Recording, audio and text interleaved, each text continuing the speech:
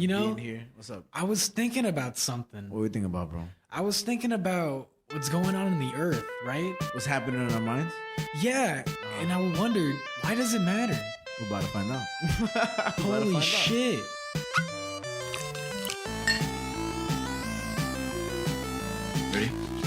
Ready? Just kidding. Welcome to Earth, Mind, and Matter. We said, fuck it, let's talk about albums. We said, let's talk about some movies and some fucking comics. This week in the universe, across the internet. So what's up, Javi? What's going on, Frankie? Oh, shit. So where's your beret? Oh, whoa. It's on the way. So where's your beret? It's on the way. I don't believe you. See how this red pen is here? Next week it'll be a beret. Trust me. I don't fucking believe you. Yo, watch when that shit happens. You're gonna be like, Frankie's wearing a beret. For those that don't know, I promise I wear a beret like 2 weeks ago. It hasn't arrived. Not even yet. 2 weeks ago. It's been like 3 weeks. I'm getting it handcrafted. You know from where? Where? Norway. Which? Oh yeah. Is that the truth? Which, by the way, handcrafted in Norway, finely stitched, only by the Prince and Queen of Norway. Okay. Right. And for our U.S. listeners, hey again. But we just seen that we got 2 listeners from Norway. Holy shit! That means they're Norwegian. Yeah. That's exactly what that means. And before we, talk about that, what are we doing right now, Javi? Dude, we're on the earth. And we're going to talk about what's in our minds. And this is why it matters. This is Earth, Mind, and Matter. Holy shit. Welcome back. Welcome back to everybody. And if this is your first time listening, go listen to the other shits because that helps us out a lot. But to our Norwegian folks out there, listening to... That means Earth, Mind, and Matter Norwegian. And I just want to say something to you guys. I just want to say... Takk for at du lyttet, det setter vi stor pris på. Which in English means thank you for listening. We greatly appreciate it. I'm a third Norwegian, actually. I never told you this, Javi. Oh, yeah? Yeah, bro. Actually, I want to tell you right now. I still don't believe you. Watch, man. I'm going to get my, was it 23andMe? Get the ancestry from me. I actually did one of those. Oh, yeah? What are you? Yeah, I dude, I'm totally Hispanic all the fucking way. There's like... It just said Dominican. Like, I learned, that's how I learned that apparently, in the DR, there are not a lot of like native Dominicans. Mm-hmm. Like apparently a lot of people from DR are kind of descendant from like Africa and things like that and whatever. Uh-huh. So it's actually hard to be native like from the DR, which it's pretty interesting to find that out. Well, I'm actually, I'm like 1/5 British, a little bit of Norwegian. I'm mostly Mexican, a bit of American, and I got like a fraction of Chinese in me. I'm also a Native American. Okay. Yeah, man. I just figured I'd just let all this out today. The hair is really where the Native American part comes in. That's what I'm saying, bro. And just everything else about me just spews out British, Chinese, Native American, Mexican American. So, I mean, for those listening, welcome to my family. Oh, is this why you use slurs? Oh yeah. Because like you're just a part of everything. You can. It's like you can play the black card. It's like, oh, I'm black. I can do this. I'm Native American. Tak for at du lyttet, det setter vi stor pris på, bro. You know what I mean? All my Polish listeners, I'm sorry for fucking that up. I'll try again next time. But we're back. We're back. Holy shit, man. Yeah. And this week, I'll be running the show. Yep, obviously running the show. I got some pretty crazy things I want to talk about. Nice. I really wanted to make this a juicy episode, so I hope it's nice and medium rare. And spicy. A1 sauce. I don't like A1 sauce, man. What the fuck? Yeah, I like steak. I don't like steak sauce named A1. You don't need some sauce for your steak. Just make that shit correctly. What? But vegans. What the fuck is wrong with A1 sauce? That shit tastes okay. What I think it's one of those things that when you're older, it tastes better because you lose taste buds. You feel me? Wait, what? Like cigarettes for children compared to cigarettes for adults. What the fuck? There's certain to it, I really don't like A1 sauce though. So I hope they were trying to sponsor us. And then right before they heard that shit, and they were like, "God damn it, barbecue sauce is the shit though." I think A1 sauce is fucking A1, and I'm gonna leave it at that. Get the fuck out. Nah, I'm gonna leave it at that, and you can keep your opinions to yourself, buddy. Whatever, man. I am Native American, British, Chinese, Mexican American, and Polish, so I don't give a fuck. All right, man. I don't give a fuck. So, you know? so this week, got some interesting things I want to bring up. What's up, man? Nothing too crazy in terms of like recent world events or anything like that, but just some topics that I wanted to point out, which were pretty interesting. Nice. So I'll read off the headlines for you. So today's also kind of special because I have only 2 news topics because the third one is a table reading. Oh, shit. Nah, I saw exactly what you mentioned earlier. Nice. So, okay. For our 2 news topics, the headlines are going to read, basketball skills got him to the NBA, but activism made his name. Oh, what the fuck? I'm still like, what? What is that? But nice. Good to hear. And then the second headline that I got for you is, at 73, he adds New Jersey hitman to his criminal resume. These are just the most vague titles but I'm intrigued. As it goes by, we don't know what the fuck you're talking about. Nice. And are we gonna say what table reading, or are we gonna save that for last? The table reading will be saved for last because cool. There's not much to talk about other than just to read it out loud. Nice. Okay, cool. But that should be pretty fun to do. And I'll talk more about it when we get to it. Perfect. But to begin, I'll read the headline again. Okay. Basketball skills got him to the NBA, but activism made his name. All right. So he went to the NBA and then he became an activist? Yes. Awesome. Who we Do talking you have about? any idea? Let me try to think. LeBron James? Nope. Let me give me one guess. Serena Williams? Just nope. kidding. Just kidding. All right. Tell me, is he a player or a coach? He's a player. He's a player. He's a player like, hey, he playing around with my feelings, man. I mean, he played with my feelings, not gonna lie. Okay, give me 3 seconds. Count down. 3, 2, 1. Kobe Bryant. Nope. Damn. Rest in peace to Kobe Bryant. Hold on, wait. Let me actually write some shit real quick in Google. Right now, I'm typing on my Google. I'm writing who died this week. Who died this week? Who died today?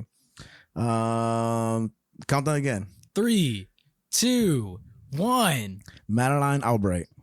Damn, bro. She was what the fuck were you, Madeline Albright? It says here she died from cancer and she immigrated to the United States as a refugee and went on to become the first female Secretary of State. Oh wow. Damn. Well, at least she did some good shit. And her initials are Ma. Nice. So Ma, rest in peace. Ma, also pretty decent movie. I never watched. Wait, what is that? That's the one with Olivia Spencer, if I remember her name correctly, and she's she's just kind of a weirdo, and she hangs out with like these high school kids, and they party at her house and stuff like that. That was quite a synopsis you gave right there. It's a pretty weird movie. Yeah, I don't know if it has to do with like if it's 2-letter movies like Us. I don't have high expectations. Jordan Peele. Damn. I went there, Javi. I'm gonna stay there. Also, forever. you know what? I'm gonna throw this out there. I'm gonna put for the supplementary for this episode. Let's put up a poll. Let's see if people want to see us do a live commentary of us. See us do us. Yes. Okay, nice. That'll be cool as sexually. Shit. Yeah. I mean, unless that like Norway. Like you're the what's it called? The deal breaker. Right? Yeah. and again, once again, rest in peace to Ma. But okay, so the NBA player that we're talking about today, his name is Enes Kanter Freedom. I have no idea. I know there's Metal World Peace. You know who that is? Nah. He elbowed the shit out of some basketball player called James Harden, and his name used to be something else. But can you say the name one more time? Enes Kanter Freedom. Was he like a good basketball player? He ran center for the Boston Celtics. What years do you know? Just running last month, even. Oh, really? Yeah. Oh, so it's like recent. I have no idea who that is, so I can't really tell. I'm actually really glad to hear that because I was writing this stuff. I'm like, man, me talking about sports, like to Frankie, I'm gonna look like a dumbass. Like, oh, you know, he runs center at the Celtics. You ever heard of Giannis Antetokounmpo? I don't know. I don't even know who that is. And that's exactly where it goes. But that's pretty cool. I like that you went there route. Say his name one more time. Enes. How you spell it? How you spell it? Enes. Kanter. Kanter. Freedom. What a name. So, I just googled his ass. So as I just mentioned, he was running for the center for the Celtics just last month. He was traded and cut from the NBA. Oh shit! Just very recently. And just on February 23rd. He spoke out at the Olive Tree Cafe in Greenwich Village here in New York City. The Olive Garden? Not the Olive Garden. The Olive Tree Cafe? Olive Tree Cafe. Breadsticks. I fucking love breadsticks, Yeah, man. me too. You know what's hilarious? This is fucking crazy, actually. Whoa, universe type shit, real quick. I was on my way to work today, right? Gloomy ass day, right? Crazy. What's the day, by the way? Today, I don't even fucking know, It's man. March 24th, 2022. So crazy we say breadsticks right now because on my way to work, I was walking and in the park, right in like the water, there's a puddle because it was raining today. There was, and I swear to God, about like 7 to 10 breadsticks on the floor. Like Nice. real hardcore breadsticks. Hardcore breadsticks. Hardcore. Do they have mohawks? Yeah, and they're Wearing against the thug man. vests? Yeah, bro. Smoking cigarettes. And like, let me get $1. I'm like, chill, breadsticks. I gotta go to work. But yeah, they were on the fucking floor, and I was thinking the last time I seen breadsticks was in school when they would come in little plastic wrappers. You remember I that? don't even remember that. What the fuck? Oh, yeah, anyway. breadsticks at school. What Olive Garden school did you go to? What the fuck? Anyway, so I just think it's crazy. You said breadsticks, and I seen breadsticks today. That's a message from the man downstairs. All right. So Olive Tree Cafe. What was he doing He there? was just speaking out about on his activism and things like that at this event. He would just stand in the middle of the cafe just talking about it. I'm sorry. Continue. But he said a quote here where I'm gonna read it out. He says, "My mom told me, I remember when I was a kid, believe in something and always stand up tall for it, even if it means sacrificing everything you have." Okay. I just want to point out, this man is 6'10". It's pretty fucking easy for him to say. I don't want to interrupt the fucking joke. Yeah, but bitch, come on. You didn't have to do that. He's like, and dunk on the freedoms that are not being protected in America. No, but on some real shit, Uh-huh. it means a lot that he says this because from what I'm about to tell you with this guy, from what he stands for, he actually did lose a lot in the process of doing this. I see. I didn't read anything because I don't want to spoil nothing. But the only thing I see right here in front of me is a headline, and it says Adam Silver, the whatever the head honcho of the N.B.A. The one, you know, he says that he's been compared to Colin Kaepernick. Yes, and it says that I'll get to that. So interesting. So go on. Yeah. So pretty much. This all kind of started in around 2016 where Enes Kanter got into more of an activist kind of personality and just really wanted to take things more serious for the world. And it started when he constantly became public against the Turkey president, Recep Tayyip Erdogan, where he was raised from. So he's Turkish. Okay. And this happened again in 2016. And when this happened, he denounced the president who at that time detained thousands in Turkey after a failed military coup. And he even called the president the Hitler of our century. Okay, Jesus Christ. In response, Turkey canceled his passport and issued a warrant for his arrest. Damn, just for speaking. Just for saying that. I got chills hearing that. That's ridiculous. And on top of that, his father, Mehmet Kanter, wrote a letter disowning him and was later arrested and acquitted on terrorism charges in Turkey. Jesus Christ. And so Enes Kanter hasn't been back to Turkey since 2015. And I see here the president's name was Recep Tayyip Erdogan. That's what his name is. So just fuck you, that guy. For being such a little bitch about things. And so... But recently, he's been more in the news because he's been talking more against China's human rights abuses and ripping the N.B.A. for doing business with China, which is something that you've mentioned before on the show. Super interesting. Yeah. For like, I don't even know the specifics, but I know if you go for a different type of religion in China, that's when they'll put you in camps and stuff, which is very broad and vague. But that's like today I heard about that again. So it's pretty wild. It's just ridiculous, man. It's fucking sad. So, yeah. But yeah, it's also a pretty interesting thing about his name, Enes Kanter Freedom. In November, he legally changed his surname to Freedom. So Freedom in his name is just a very recent inclusion to his thing, which is just really interesting because it's like you're being so intense about this. You can change, like actually add freedom to your name. It's like, damn, dude. Or right. He likes the song Freedom. Yeah, that's his alarm ringtone. Every morning he fucking gets up from bed. Freedom. Gotta stand tall. Literally 6:10. This motherfucker. Jesus Christ, we fucking in heaven already, bro. But so a really interesting thing about this guy is that because of all the things he's been speaking out against, he's been used by right-wing politicians and pundits for his activist use. Yeah. And I just learned what the word pundits is today. How you spell that? Pundits. Pundits. Okay, what does that mean? And that is an expert in a particular subject or field who is frequently called on to give opinions about it to the public. Okay. So like just a dude who's just like educated on a certain topic. Yeah, and so just kind of like relays sort of information and things like that. Just like we're pundits on everything we talk about. Pretty much. Exactly. Okay. I mean, you know, if you want to call us experts. Norway. That shit gonna go down to 0. They're gonna listen to this and be like, all right, they lost me. Facts. They lost me, these assholes. I got mutton. I know you motherfuckers like mutton and cabbage. Don't spoil AMC. Oh, yeah. Facts. But on top of this, he's also like I mentioned, he's been targeting the N.B.A. a lot, and on top of that, he's also been throwing shade at LeBron James with that. Okay. And not only are right wing members of like politics on his side and things like that, but there are also left wing members that are also rooting for him and kind of using him for things because the Greenwich Village event that I just mentioned that he was at was more of a left wing political event. Got you. So he's definitely playing both sides, and he's definitely just kind of really getting the message out there more than anything else. He's not being like blue or red. He's just saying like I'm fighting for this whatever cause, and regardless of party, I just want to move forward with that. I think that's very important, man. Because I think some people just take their points to one side and just lean with it. So yeah, I remind me to bring something up with DeSantis after DeSantis and everything. Okay, I read it here anyway. Just very interesting.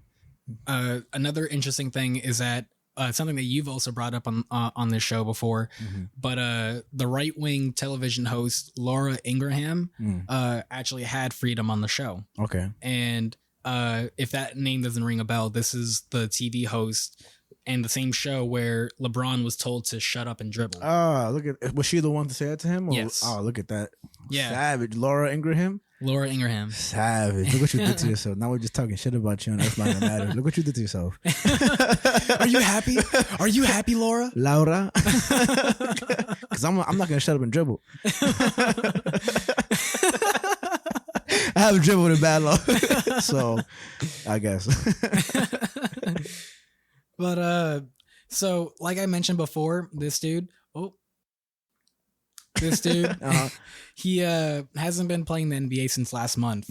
And there's definitely a lot of talks about that because it seems like his activism is definitely the cause of him not playing. Okay. So because as we've kind of talked about before on the show, the NBA doesn't really like to get too involved with politics and things like that and whatever. Yeah. And the last thing that they want is one of their players to fucking dive into the deep end with this and just kind of drag their name across the floor, like so to speak. Especially when China's involved, because it's very, very skeptical when it comes to like things get skeptical. Well, I'm using the word wrong, but I'm just trying to say it gets messy and unclear when China's involved. So once you said that in the NBA, it just immediately just makes me wonder what the fuck is going on. So yeah. So what I got else for you is that which you already mentioned from what you kind of saw is that Freedom himself has invited comparisons to Colin Kaepernick. And for people who don't know who Colin Kaepernick is, he's a former NFL quarterback who in 2016 started kneeling during the national anthem to protect police brutality. Yeah. Or to protest police brutality. Not protect. Damn. I'm gonna edit that shit out. As you tarnish this man's day for that complete opposite thing. And yeah, police brutality is fucking awesome. Damn, I fucked that up. Like out of all the words you could have, like you could have fucked a pundit rather than that. I can't read my own fucking handwriting. I'm an asshole. And I'm gonna come in with a real quick hot take. A lot of people.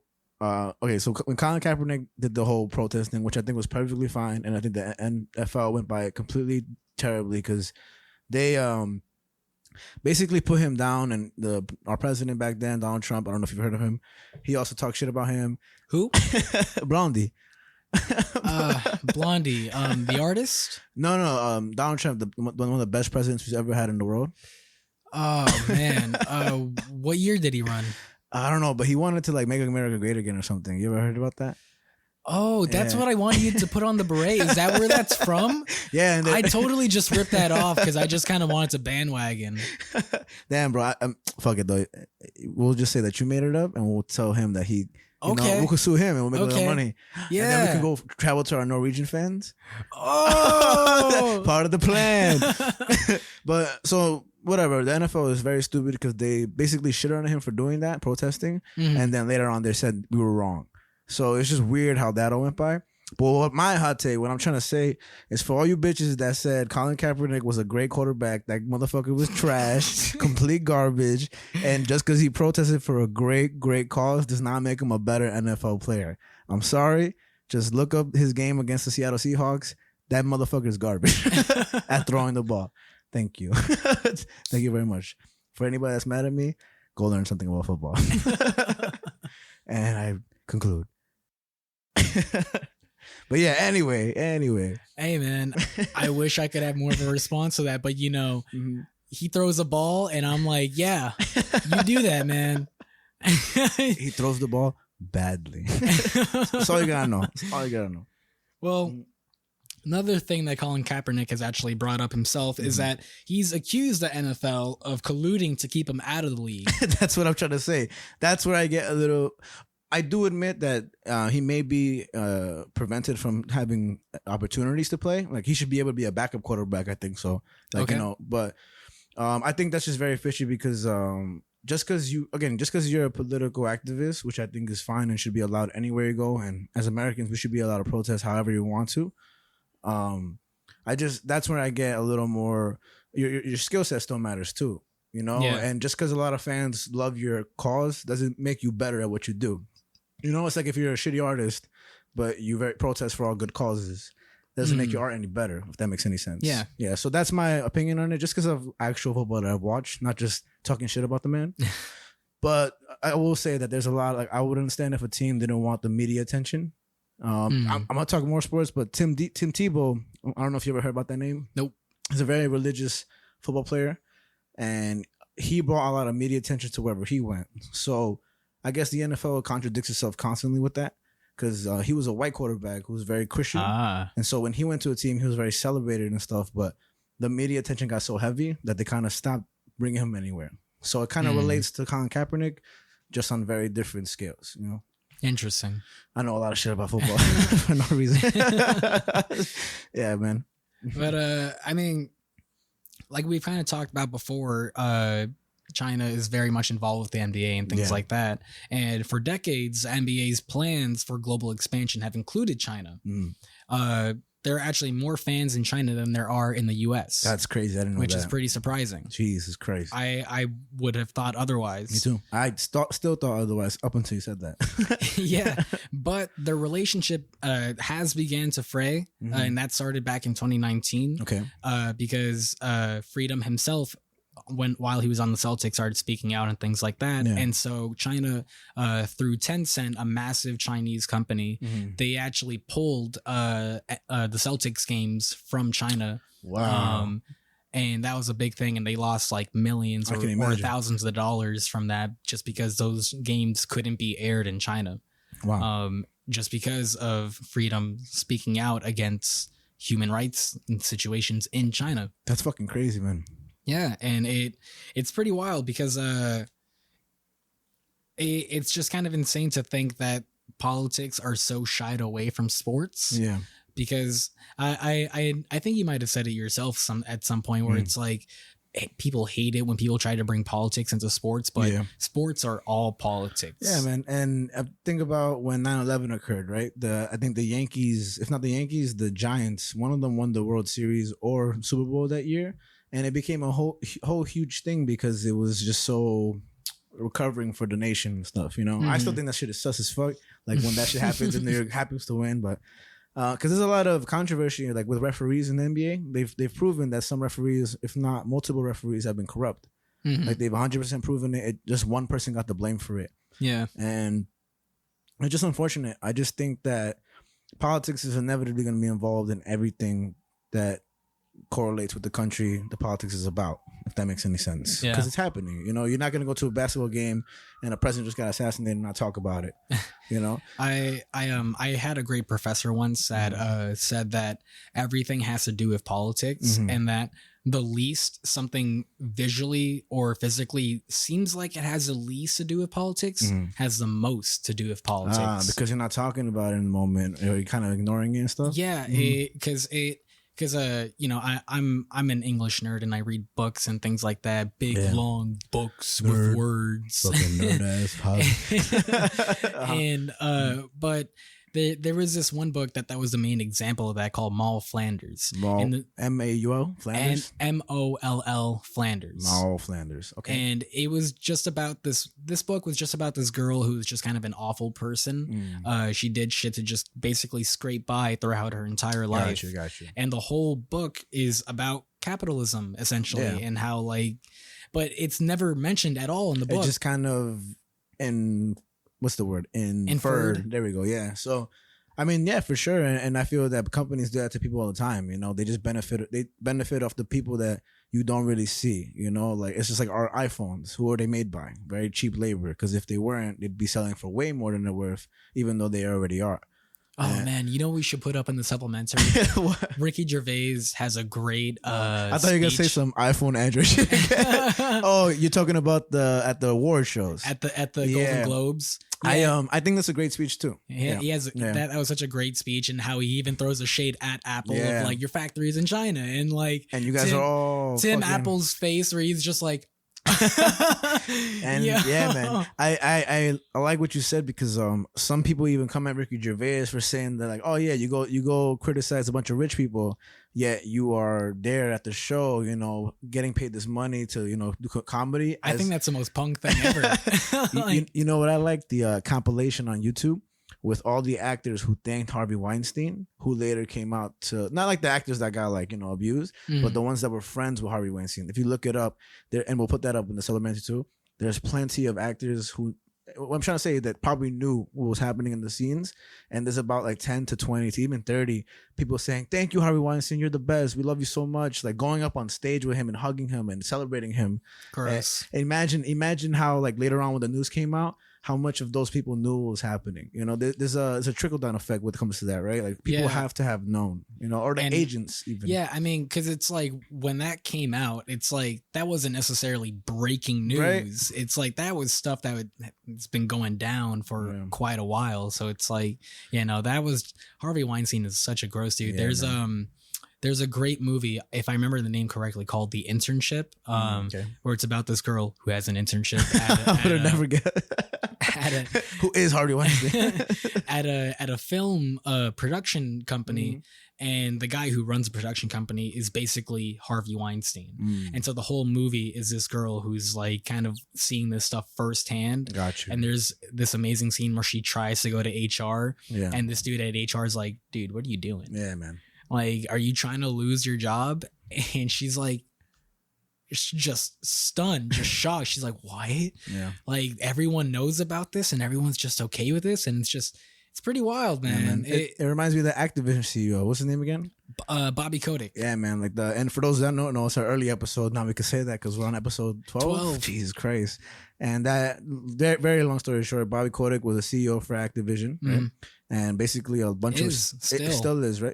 A bunch of sexual misconduct occurred in his workplace with the employees. This was it 80% male, 20% female? Yeah, something like that. Yeah, and he's just allowed to move forward with his life. When I said earlier, like, no accountability brought towards him. I just think of a lot of stories. There's a Dodgers pitcher called Trevor Bauer, right? Okay. And again, not to extend this because we are talking about the Celtic player. He had sex with a woman, and through their texts, it seems like the consensuality was towards violent sex, you know, like kinky violent sex. But he was like made to not play anymore because she came out to say that she was abused by Trevor Bauer, even though in the text they had together seemed kind of, you know, she was saying exactly what she wanted to happen to her. Yeah. And when it did, then she came out to sue him. Mind you, he's a rich player. Again, I'm not saying she's incorrect. I'm not picking sides here. I just think that there's both sides to the story. But at the end of the day, he's not allowed to pitch no more. So there's aftermath that affects one person solely. And I think she didn't want her name released because she didn't want to be affected. And you get what I'm trying to say with that? I think I would definitely say the aftermath definitely affects both parties. For sure. But like, yeah, you're right. But I just think that when it comes to somebody who's, you know, playing for a whole professional team, and I just think that he's being accused with the violence, not her. You get me? So I think she gets the sympathy, he gets the punishment. But what if it was consensual and she's just trying to get money or it happens. Yeah, man. So it just again, it gets complicated. So I wouldn't necessarily pick sides. I would bring up Bill Cosby, but according to our justice system, he's an innocent man who did nothing wrong. According to our justice system, where's your tattoo? It's right here. it's just you can't see it from the camera. I'm showing the camera my tattoo of Bill Cosby. It's right here in my left arm. Bill Cosby, if you're watching that, I hope you thought the show was funny. And I had one more thought in my mind, but I just can't think of it right now because of the Trevor Bauer thing. It just came up in conversation earlier, but it's just interesting because we can go on forever when it comes to politics and athletes and everything. And I mean, I'll just say that, like, again, with that quote that Freedom said at the Greenwich Village event, it really speaks to the fact to his experience. Like he quite literally has lost everything for the name of activism and for speaking what's right. And he's only 31 years old. I didn't even get that on my facts. Here he's born May 20th, 1992. So, damn, like he's a young man. Yeah, and it's just, you know, kudos to this man for really to be speaking out this much against the world for what's wrong, and it, you know, fuck yeah, man. Get to that, dude. LeBron James. Yeah, man. I don't know. He's like the face of the NFL right now. NFL, N.B.A. And I just wonder how many like players, and of course you got to make your money too. Like they have to make their money. They're not all stars that get $1 million checks. That's also something that people don't really look at. That a lot of players don't make as much money as they can, and like even UFC fighters who I think should get paid more than all other athletes because they risk their lives. You know, boxers too. I know soccer is universal, worldwide. So and baseball is highly paid. Aliens are watching soccer too, so it is universal. They're like, Cristiano Ronaldo is fucking nice. Beep boop beep boop beep beep. But I just think if you stand for a cause, you just gotta bear with those trying to suppress your, you know, whatever you want to move forward. So, I mean, shout out to you, Enes Kanter Freedom, because that's a very interesting story, man. This is so recent. Like all these stories that are popping up right here, 5 hours ago, 3 hours ago, 2 hours ago, and he's been on Fox News. I forget what his fucking name. I forget what it's called. Adam Silver, but the head honcho of the N.B.A. talking about him, and commissioner. There we go. Yeah, I definitely saw some stuff about Silver in the article that I was reading. I just didn't find it super important to bring up, just because it was definitely just speaking more to the fact of how like the N.B.A. is trying to like do their best to clean everything up, to make themselves look the best. So, and I was just kind of like, I feel like that goes without saying. And that's why I imagine he's just gonna talk his way out of everything instead of address the situation. Because like if the N.B.A. did something right about this, I would have brought it up. Like, and LeBron James, the reason I say his name is because he was kind of silent when China was involved. That's why I remember you bringing that up. And I think that should be very much looked at, because when you are at a high celebrity area like LeBron James, you're held accountable for everything you say, everything you do. Or Joe Rogan, who was fucked with by CNN and lies were spewed about this guy just speaking some facts and trying to talk. You know, I got you, Joe Rogan. Give him a kiss on the cheek. It's so funny, man, because I just know that he gets a lot of hate. So I feel like anytime anybody says anything positive about that guy, you get the hate also. So fuck you, motherfuckers, because I enjoy his banter. Well, that was the first topic I got for you.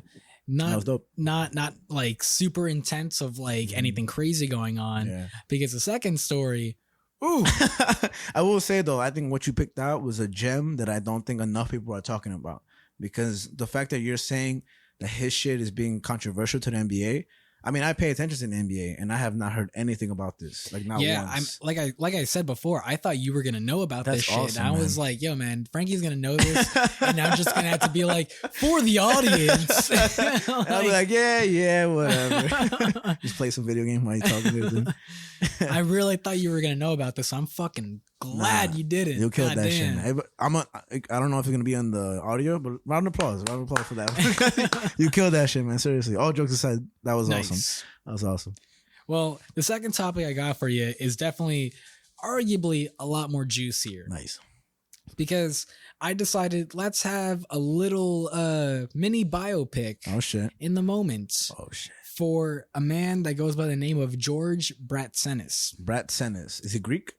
I don't know. I didn't find that. Well, let's just say he's Greek for now. Sure. Not Norwegian. Not Norwegian. But just to reread the headline for you from earlier. Okay. The headline goes, at 73, he adds New Jersey hitman to his criminal resume. Jesus Christ. So I decided let's take a little look into George Bratsenis' life. The Greek. Because we don't know who he is. Okay. Because pretty interesting guy. Okay. Pretty fucking interesting guy. And, you know, you brought up Elizabeth Holmes. Yeah, and man. I feel like this is the next guy that might have some kind of like show or movie about himself. Like, nice. Pretty crazy. Elizabeth Holmes show out on Hulu, not because of us, but let's just say it is. Oh, it was totally inspired by our episode. Come on, bro. They definitely saw our shit. It's I'll just throw it out there. It's our third most listened to episode. Come on. That's for some obvious reason of the fact that they stole our idea. Motherfuckers at Hulu will be expecting a check, right? How much you want, Javi? I'll take $5 and a sandwich. All right, I'm gonna take 10,000 because I don't know what Javi's doing, and I'll take a sandwich too. I'll let Javi pick the sandwich, but I'm gonna take 10,000 because if they are listening, I hope they write you a check for $5. I'm gonna get you a lettuce wrap, my guy. Don't you worry. All right, I'm gonna get you a check for $5 out of my 10,000. God damn, we had a chance right there, Javi. They're like, fuck yeah, we sold the idea. All we gotta pay them is $10,000 and $5 and 2 lettuce wraps. Not even a sandwich, bro. That's a fucking. I don't want a lettuce wrap. One lettuce wrap. You're getting the lettuce wrap. I just want you to eat vegan for a day. And I'm get the breadsticks. Put that shit between the breadsticks. You got a whole sandwich right there. Oh man, that's not right. It's $5, bro. I'm gonna look up how much Hulu's worth, but you keep talking. I'm looking. Actually, hold on. How much is Hulu worth? Let's see. I think it's the revenue is 2.9 billion. 4.4 billion. So you just cost it. But fuck it though. Fuck it though. It's your life. Yo, man, I got $5. That's true. That's like 2 train rides. That's like Jared's sandwich. I can't wait till he gets out of jail. Why? Let me rephrase that. Please tell me it's because you're gonna punch him in the nuts as soon as he gets out. Please tell me that's why. Rightfully so. That was a bad sentence. What I meant to say is that when he gets out of jail, I can't wait for the news that's going to come out about him. Because he can stay in jail for as long as he wants. For anybody that doesn't know, that's been living under a rock, Jared from Subway, the guy with the glasses and the big pants who lost a lot of weight because he ate Subway, he was a big pedophile. He loved child pornography, and they found his shit, went to jail. Actually, he got snitched on, I think so, by either a friend of his or a girlfriend of his. Oh, okay. I didn't know that. And yeah, so that motherfucker's in jail for a long time. So when he gets out of jail, which I don't want to come anytime sooner than it should, the news is gonna go crazy. You know. Hopefully he doesn't. Let's just keep him in the rear view mirror. Let's just keep him back there. And Hulu $20,000. Anyway. Anyways, we're talking about George Bratsenis. George Bratsenis. And this guy's crazy life. All right. So I love the way that the New York Times described his life, because they said his Tarantino-esque odyssey spans at least 3 states and Canada. Damn, they killed that sentence. That was nice. Well, recently, the most recent thing to happen in this guy's life is that in a New Jersey court last month, he was in New Jersey court last month for the murder of Michael Galdieri, who is 52. Damn.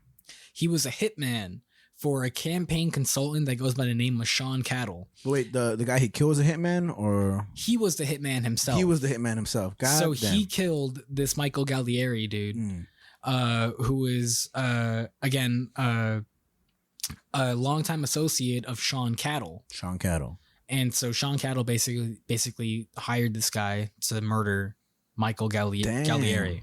Okay. And this happened in New Jersey this year. Sopranos. I didn't think people were still hiring hitmen in 2022. Man, people will always hire hitmen. As long as there's people want dead, hitman will definitely be hired. There's a great episode of Adventure Time where the Ice King hires a hitman against Finn and Jake. No way. Like he wants Finn and Jake. Well, he uses the term dead hyperbolically. Okay, because they have to. And so when the hitman tries to actually kill him, he's like, "What are you doing? I didn't say to kill them.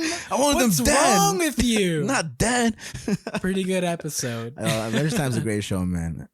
Smoke some weed and watch Adventure Time, or just watch it sober. It's great for all people. Oh yeah, man. Great for all ages. Seriously. But pretty much when this happened, Bratsenis pleaded guilty, but he pleaded guilty in exchange for thousands of dollars in cash from Mr. Cattle. Oh wow! So he only pleaded guilty because he was giving cash. In exchange for that, okay. that's his plead guilty. He's like, I'll plead guilty if I get cash. If I get this thousands of dollars of cash from Mr. Cattle. Does that kind of make his plea invalid? It didn't really say, because I was kind of thinking the same thing, because I was like, what does that mean? Does that mean he's like fully pleading guilty or only on these terms? Gotcha. So I don't know how the law system works in that way, or the justice system. Yeah. But we're only pundits at everything except that. Yeah. But yeah, I thought that was pretty crazy for him to say that. Yeah. But his sentence begins on August 2nd for that. Okay. And they predicted that he might get 10 to 25 years for that. Yeah, of course. I mean, he killed the man. You know, what the fuck? Come on. And just what's so crazy is that at the end of the trial, all he had to say, because during the whole trial, he was just saying, "Yes, Your Honor," to the judge, and just kind of cool. Like mad serious, like, "Yes, Your Honor." Yeah, he had sunglasses on. He had sunglasses on. No way. Yeah, there's no picture for it, but he had sunglasses on. I like this guy already. And he has a tattoo on his forearm or his forearm, and he's just kind of like, "Yes, Your Honor," repeatedly throughout the entire trial. That's some real cool shit right there. Okay. And he ends the trial with his last words being, "You all have a nice day. Take it easy." Why do I imagine this guy in a tank top with chest hair now, eating a deli sandwich, saying "Gabagool"? This guy is wild, man. I believe it, man. When I was looking into this shit, I was like, "Yo, what the fuck? Who is this guy?" This is God right here, man. So this guy, in his criminal life, he was definitely more active from 1974 to 1985. Okay. In that time, he racked up 10 convictions. Jesus Christ. And so just some quick facts about him. He grew up with 5 sisters. He began drinking as a teenager, then moved to LSD, cocaine, and heroin. And then at some point, he joined the Marines. Yeah. I'm already baffled. He joined the fucking Marines. He got drugged out and says, "I love my country." He joined the Marines and then was honorably discharged at some point. He's also been married and divorced twice. His first marriage lasted only about a year. Okay. And he has 4 kids. I thought you were going to say 14 kids. But I feel like this is one of the coolest motherfuckers alive. His first wife said she wants nothing to do with him. So, just to really paint a picture of this character. Okay. This is a really crazy dude. Like he's got some crazy shit going on in his life. I think that this is his world when we're just living in it. Honestly, man. Well, like I mentioned, his criminal career began in 1974, and that's when he returned from serving his country. Gotcha. And his first arrest happened in October of 1973. He and 3 other men broke into a seafood restaurant, and they were arrested for it. Gotcha. And then his second arrest happened in Nova Scotia, Canada. Oh, shit. Where he was robbing a bowling alley at gunpoint. To that, he pleaded guilty and got 90 days in jail. I'm telling you, man, this is the smooth criminal Michael Jackson was talking about. What Michael Jackson said. And for those that are just listening, when Michael Jackson leaned forward, he was doing his best. What's his name again? To be a smooth criminal. To be Michael Descent. Because he has sunglasses in the video. Yo, man, this guy is That's fucking funny. wild. So, also during that time, he got involved with the Gambino and Genovese crime families in Connecticut Okay. over control of illegal rackets. All right. Like tennis So- rackets? I'm stopping. Sorry, I'm stopping. So he got involved in robberies, burglaries, and selling drugs. And during that time, his main partner was Luis Sclafani. What a name. I love that name. Sclafani? Sclafani. I fucked it up the first time. It sounded cooler, Sclafani, but Sclafani's cool too. Stefani. No relationship to Stefani. Gwen. Gwen Why do you even have to say her name? You know, everyone knows who Stefani is. Whose name is Stefani, Frankie? God damn it. That guy. All right. No, it's Sclafani.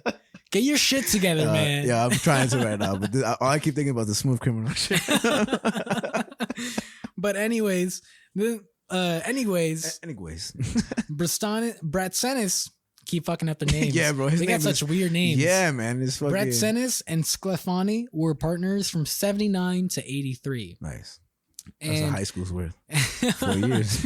and during that time, they went on bank jobs in Connecticut, Mm-hmm. grand theft arrests in Florida, and jewelry store heists and gun and drug convictions across New Jersey. For each crime, they got 2 days. So they were out about in the Wow. town, just fucking shit up, playing GTA in real life. Pretty man. much. They're who they base GTA off. I'm surprised not on the cover, bro. So, and also crazy thing, during that time while they were partners in 1980, they killed David Avnaim, who was known as the Turk, and he was a drug courier. Okay. So like a drug dealer, pretty much. Yeah. They also got arrested with a third dude whose name I'm forgetting at the moment. But this dude used to work for the police, and he was an inside man for the police. Okay. And after they founded him, he basically got arrested and kicked out and things like that, and eventually just fully joined the life of crime and joined these guys. And during this situation, he died. So he died before the trial. Oh, okay. So he didn't get to join the trial. Unfortunately. Unfortunately. And so on top of that, for that event, Bratsteins again pleaded guilty. He doesn't give a fuck. Yeah, man. I feel like he actually has some legitimate pull in the justice system somehow, some way. I don't know how. Well, I'll get to something even crazier. Bro. So in 83, he was arrested and charged for one of the jewelry store robberies in New Jersey that he was accountable for. Okay. But even before that trial, he was convicted of robbing 2 Stamford banks in Connecticut. Bro. Jesus. For that, he got 30 years in federal prison for the robberies and 10 to 20 years for the death of the Turk. Okay. The drug courier. That's the first punishment I think he's gotten that's been fair. 30 fucking years. But he was free then, no? Like, And- you get into that anything, right? And what's crazy too is about the New Jersey trial is that his partner Sclafani, sorry, Sclafar's face, but apparently that was a pretty interesting trial because even as Sclafani was taken to the courthouse, they had armed snipers on the roofs and things like that, watching everything to make sure this guy didn't get killed before his trial. So it was very intense of a court case. They knew that he was being protected, I guess, or could be protected. Protected, yeah. Jesus. And so that was a pretty intense trial for them. And during that time, Bratsenis was in prison. And during that time, he tried to escape prison. Savage. What happened is that his sister smuggled him a balloon filled with nausea-inducing drug that he kept in his ass for weeks. Hey, yo. He kept that shit in his ass, my guy. So when he farted, somebody was like, passed out. He kept the fucking balloon in his ass, man. Hey, you gotta do what you gotta do, you know? God damn. But pretty much the whole plan was that he was gonna, I guess, shit out this balloon at some point, and he was gonna ingest the drugs the day of the trial. Okay. And so that way it would have prompted him to a trip to the hospital, Which you could escape eventually from. there armed men would have helped him escape at the hospital. But no pun intended. But ass anal. tailbone. I can't think of any more. The whole thing was shut down. The scheme got crumbled thanks to a jailhouse informer and an undercover agent who recorded the sister discussing it. So a snitch. A snitch, pretty much. Fuck that guy, man. The trial proceeded and he was convicted. Damn. Yeah. So he wound up serving 25 years, 9 in federal prison and 16 in state custody, and then got paroled in 2010. And then the craziest thing, even before the most recent event that just happened, which I started the story with, of him being a hitman, he was arrested on September 29th, 2014 in Connecticut and charged in a bank robbery there. He can't stop. He can't fucking he can't stop. Won't stop. That case went under the radar until this hitman case came up. Oh, okay. So now he's really looking at time, and they're bringing him to sentence next month. So he might die in prison from here on out. Who fucking knows, man? I don't even care. That is the motherfucking story of George Bratsenis. Jesus Christ, man! I hope he hears this episode. and again, that's something I wouldn't have come across regardless. But God damn, this motherfucker just did a bunch of shit. What a life! I hope he writes. I know you can't make money when you commit crimes. You can't make money off the crimes you committed. Oh, really? Yeah, I didn't know that. I think this is just my thoughts. I guess that makes sense. Yeah, I think what it was is that people used to do that in the past. So when they would commit crimes, they would make a lot of money off their books. So they stopped letting that happen. So you can't monetize of what you've done. So I imagine that. I mean, he should still write a book. And I would buy that shit in a heartbeat because he did something interesting, man. I'm sure they'll make a movie about this guy, right? Or like a film or a Netflix show or something. Like this life is just so man. Insane. Like some people, like I said, he's playing GTA in real life. How is there not like a TV show or a movie about him yet? This is GTA crazy. Ain't got shit on this man. Seriously, man, that's fucking awesome, bro. I know he kills some people and shit like that, but I feel like he has to have connections with like the justice system, but I also feel like this motherfucker knows how to get around. Like he's the best networker ever. Because damn, bro, how many bank robbers he had? I bet you there's some person that robbed one bank and served this whole life in prison. This motherfucker lived his whole life. Yo, man, Jesus, I was so excited to bring this up. I found this. I was like, yo, this guy is man. Wild. What the fuck? I was brought back to Elizabeth Holmes. I was like, yo, man. This reminds me so much of just crazy shit going down of people. Bro. And I caught that. You had a little high guy moment. That'll be shut up. That'll be caught on video. But for those listening, Frankie had a moment where he thought he dropped his Yo, bro, I thought I dropped everything and all you're gonna hear was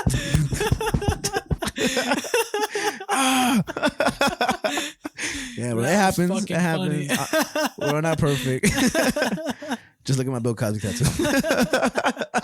If you see me in person, ask me for my Bill Cosby tattoo, and I'll show you on the spot. Oh man, Jesus Christ, man! Those are the two big topics I got for you. All right. I felt like they were pretty. Nah, juicy. man, those are really awesome topics. I don't really try to guess what you're trying to talk about for this week, but I just did not expect none of that, and I'm just happy that's some information that I would love to have in my brain. So that's fucking cool as shit. Nice. Yeah, and so moving on to the third topic, I decided I was going to do something special. Nice. Because I like when we do readings because it's like, get some fucking literature in your mind and just learn a little more through words. Listen to us. And I feel like whenever we do readings, it's the closest that we'll get to doing audiobooks, which is pretty cool. That'd be cool. But pretty much I have a table reading for us today. Okay. So I wrote a 5.5 page screenplay. Nice. That's fucking crazy. Okay, cool. Because I was looking at this and I was like, where is this from? Like, where? But you wrote this. I wrote this. That's cool as fuck. That's cool as fuck. So I wrote a 5.5 page screenplay called Father and Son. Nice. And for those, even the visual can't see, but I'll put it up for the visuals. When it comes to the audio, it's actually written in actual script format, which in general, if you are interested in writing a movie or a script for anything, there are different formats to script writing. Just there's so many aspects to it that even I'm learning myself, and I aspire to like write these shits myself in the future. but it's in proper script format. I think that's really fucking cool, and I know that took a lot of time, probably, or like a good amount of time. You know, A good amount of time. Yeah. It was my first time writing something in a screenplay format. That's awesome. Luckily, my friend is went to school for screenplay Awesome. writing, and he showed me his work. Shout out to Josh. Shout out to Josh. I've always like he's kind of the guy that he bounces ideas off of and things like Awesome. that. So I've read his screenplays before, so that was like the most reference I got in terms of writing a screenplay. Okay. But yeah. And real quick, Alec Baldwin feels no guilt for what he did. Oh, You heard about that? I Yeah. didn't hear about that. Apparently, he's saying that he didn't do anything wrong. Oh, I don't know about the he didn't do anything wrong part, but there's a quote that he says, "I feel no guilt." Holy Yeah, shit. And it gets really intense and crazy. So, gee, crazy. Wow. Yeah. Damn, Baldwin. Yeah, man. I think he's going to jail, man. I think he's going to jail. That'll be really interesting to see. Holy shit. Facts. All right, so we're here at the screenplay. So Frankie has a script on his laptop right now. Boom. And there are 3 characters in total. 2 main characters, 1 side character who has 1 line. Okay. So I'll read the side character line. Okay. I'll also read the narration. Nice. What I'm also going to do for this episode, because since I edit the audio side of things, I'm going to add sound effects while we do this Awesome. reading. That's fucking cool as shit, So man. it's going to be a real experience when you listen to this, hopefully. Okay. And hold on. Look at what I'm going to say. Just say yes or no. Can you read the bottom part? Sorry, Javi's. Yes. Okay, cool. I just want to make sure that I basically asked Javi a question on my phone. So nice. Okay, cool. So I'm going to just start off. Okay. And we can just dive right into it. Let me do the little beep, beep, beep, boop. Exterior. Entrance to dive bar. Night. It's a rainy Thursday night in the city with not many people out. The neon sign of the bar shines bright with its name, the Silver Lounge. Pete, mid-20s, walks up with ID ready to the bouncer of the bar who is smoking a cigarette in the rain. Hey man. Hey buddy. The bouncer checks his ID with a flashlight and Pete enters the bar. Interior. Silver Lounge, continuous. On this, the rainy night, the bar is considerably empty. There's a group of 4 in one booth, a group of 3 in another, and a handful of people at the bar. Pete looks for a spot at the bar but finds he might have to sit himself next to someone with the way everyone is spaced. With that in mind, Pete sits himself next to Mark, mid-40s. Mind if I sit here? Would you mind if I minded? Pete hesitates. Nah, I'm messing with you, kid. Take a seat. Pete lets out a hesitant chuckle and sits at the bar. Mark watches the TV as it plays the latest N.B.A. match and mindlessly eats from a bowl of peanuts. Pete gets the attention of the bartender. Can I get a Blue Moon? You got it. The bartender steps away. You watch sports, kid? Not really. That wasn't too much my thing growing up. What? Your old man never took you to any games? No, unfortunately, my old man wasn't really around when I was growing up. Sorry to hear that, kid. Can I be honest with you? Hey man, I'm just trying to enjoy a beer to myself right now. The bartender returns of Pete's beer. Not to be a dick or anything, but I came to the bar alone for a reason. Mark continues to stare at the TV and eats his peanuts. A beat. I left my son when he was 9. Pete freezes up and is utterly stunned. He slowly turns to Mark. My dad left us when I was 9. Mark stops eating. He gulps. He slowly turns over to Pete and the two of them lock eyes. What's your name, son? Pete. Pete Lasco. Mark lets out a sigh of relief. I'm Mark Rowland. Pete loosens up finally and takes a swift gulp of his drink. The two sit in silence for a moment. Why'd you do it? Might I leave? Yeah. Oof. Kid, let me ask you something. Do you love yourself? I guess. As much as any one person can. You see? That's nice, kid. As much as any one person can. You know how much I love myself? Pete takes a drink. Man, I knew that because I didn't love myself. I could never fully love my kid. I would only ever love the attention. What do you mean, the attention? Oh, come on, man. Take a look at any parent-child relationship. You're expected to love your parents unconditionally. And more often than not, you do. Love your parents unconditionally. If I stuck around, my kid would have loved me, sure. But I don't deserve that love, man. Mark goes back to eating his peanuts. I don't. But what about your son? Because for me, that was a traumatic experience. I think a lot of the last day I saw my dad. He and my mom got into a fight, and as they did, and he slept on the couch that night. I stood in the living room from the hall and I just looked at my dad and he just looked in another direction. He turned to me finally and told me to go to bed. I did, and he was gone the next day. Pete takes a big gulp of his drink. Fuck. Let me ask you, why do you hate yourself? How could anyone hate themselves so much as to walk out on their family? I wish I could tell you, son, but it's a deep feeling that boils deep in me, like a bowling ball of despair, just always sitting in my chest. I'm full of hate, and I know I would pass that down to my kid. Children are sponges, and I'm not the kind of water he should be soaking up. But aren't you just taking away that choice from him? He could decide for himself who he learns from. Sure, he might pick up some things off of you, but you would hope it's the best parts of you. Son, there are no best parts of me. I doubt it. You seem regretful, and that's better than a good riddance attitude. Deep down, you wish you never left, and that automatically makes you better because you still feel. Yeah, that's nice and all, kid, but it's just been years now. I can't just walk on up to them and expect them to welcome me in loving arms. This isn't a movie where it all works out in the end. Life keeps going after the credits roll. You tell me, what would you do to your old man if you saw him right now? He thinks to himself as he takes another gulp.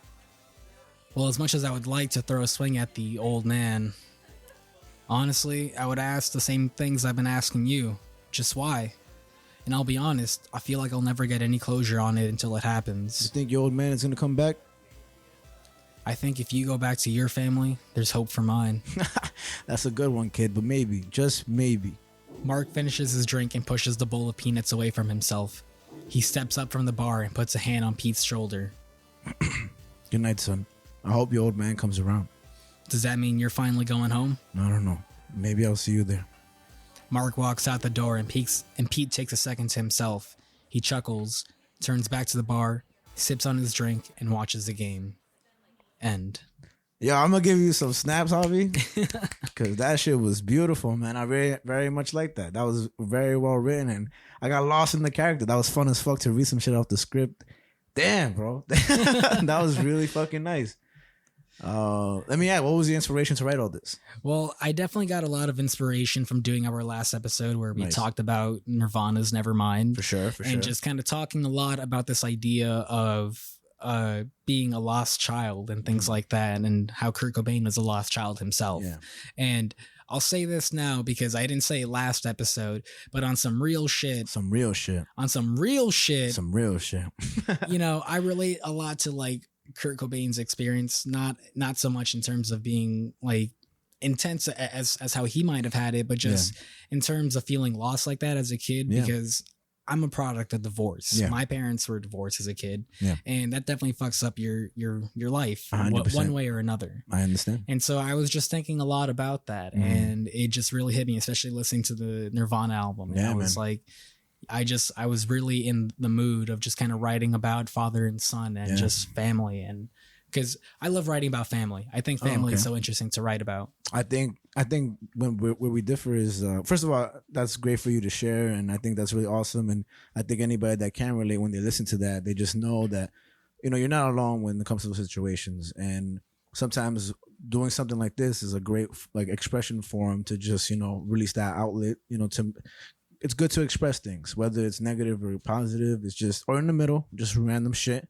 It's important because that outlet is the key to just not just moving forward completely, but moving forward in your own way, in your own steps, because it's an ever long process. It's not just one little small thing.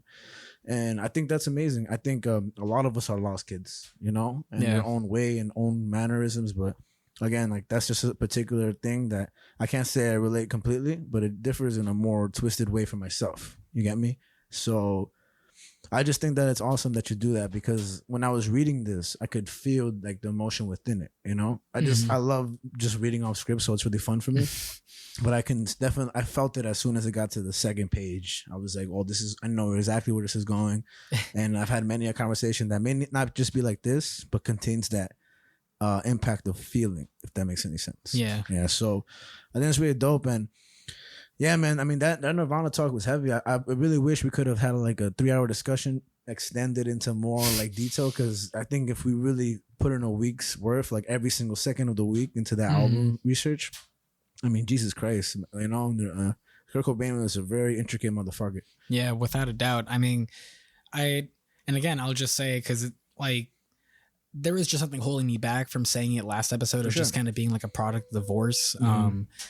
And I guess it was just in the moment I was like, nah, that's too much. Yeah. Nah, I mean, you bring it up whenever you want, you know, that's the beauty of it, you know? So. Yeah. And it's just realistically, I mean, I know people that do listen to this show here and there even are also kind of products of divorce. Yeah. Even if I might hate them or something like that, you know, whatever. Norway. But, you know, there are just a lot of things that sometimes you can't let go of, and it's just there's no other way to express that through art sometimes. Yeah, nah, man. I seriously think that I want to cut this out, what we just read, and I would even like to add some like animation to it, so visual animations. So that'd be great. You know, some cool artworks and visual animations. Get an artist to do it for us, and I mean that would be amazing because I think what you wrote here was very beautiful, you know, and I know everybody's a critic, so whatever to you motherfuckers. But I personally think that was such a great read. And not only, like, usually, you know, when you read shit and you don't really take it in because you're too focused on reading it, this is one of the few scenarios where I've read that and I'm like, holy fuck, like, I felt all that stuff. So I think that was really fucking cool. I can't wait to hear with the sound effects, especially with Link's barking. And if I do, like, comment myself, so at the end, and when he says goodnight, when Mark says goodnight, son, I hope your old man comes around, and Pete says, does that mean you're finally going home? And Mark says, I don't know, maybe I'll see you there. That's where it kind of fucks me up a little because I'm like, wait a minute, like, wait, hold up. And the universe is weird like that. I know this is completely different, but when you mentioned the breadsticks, like, I haven't seen breadsticks in like forever. Like forever. The fact that we got to a point today, maybe that's how the brain works, you know, was it Freudian, all that bullshit. I'm not knocking it down, just bullshit is a cool word. Just the fact that I saw breadsticks this morning and the guy was at that Olive Tree Cafe and then we bought Olive Garden, talked about breadsticks. I just think shit like that is so uncommon. It shouldn't be taken for granted because there's so many times that we just talk about stuff that has exactly to do with what I saw today. Like, I lost some money on gambling the other day. Okay. And then I saw a Seinfeld episode that was about gambling. You know, and I'm just like, I know Seinfeld covers such a big range of topics, so it's not impossible. And coincidences are also a real thing. But I think that's really cool. And I hope anybody that is dealing with that any day, even if it's something they haven't even thought about, I hope it just makes you ponder, think, and just, you know, realize that there are positive things to look at, but even for the negatives, it's okay to just think about them regardless. You know, it doesn't mean you have to find a solution to whatever you're feeling hurt from, but to speak about it, to express it is super crucial. Yeah, and you know, I'm glad that you kind of like picked up on that last thing of wait a second. Yeah. Because it's like, I kind of added that last minute where I was like, and this. Bam. You ever heard of Emerald's Live? Bam. No. Damn, bro. What does the world come to? Look up Emerald's Live. He's a cook, right? And so he's a TV cook. So when he made food in front of people, he was just like, I'm going to make a little pasta, add some cheese, then we're going to add some pepper. Bam. Sorry for you. But that was his whole big thing. He was so famous for it. And then Emerald's Live. We'll put it in supplementary because that motherfucker's a legend. Just funny Italian motherfucker. Oh, wait. But yeah, man, I honestly think that was a great read, and I think it would be a perfect. I don't know if it's considered a short film if it's minutes long, but I think I would love to even film that one day. Like, you know, page a minute, so yeah, man. 5.5 minutes, not bad. Let's do that shit. Let's find a place where we can shoot that at, and let's actually do it for real. Because I would love to fucking. That's awesome, man. That's awesome as fuck. Awesome, man. But those are the three main topics I got for you today. Killed that shit, man. You wanted that shit juicy. That shit was fucking. Honestly speaking, man. I was pretty hyped for this episode. Like, originally I was gonna start the episode and be like, man, it's not gonna be a good episode, guys. Like, you might want to sit out for this one or something. This is a good episode. And I'll tell you this, man. I think this is one of those episodes where I needed this shit right now, man. Because I haven't been having the most perfect week, but I'm telling you, every time we come to this show, this shit is like, this is what you're talking about when you're talking about you need to have that outlet. Like, for me, being here right now, this is the best time I've had this week, like, in terms of just doing something else that isn't just being alive, you know? So, cool fucking shit, man. And we got more to go. We got more to go, my guy. The fucking A.M.C section on the way, man. We're on the A.M.C section. Gee Christ. Yeah, man. All right.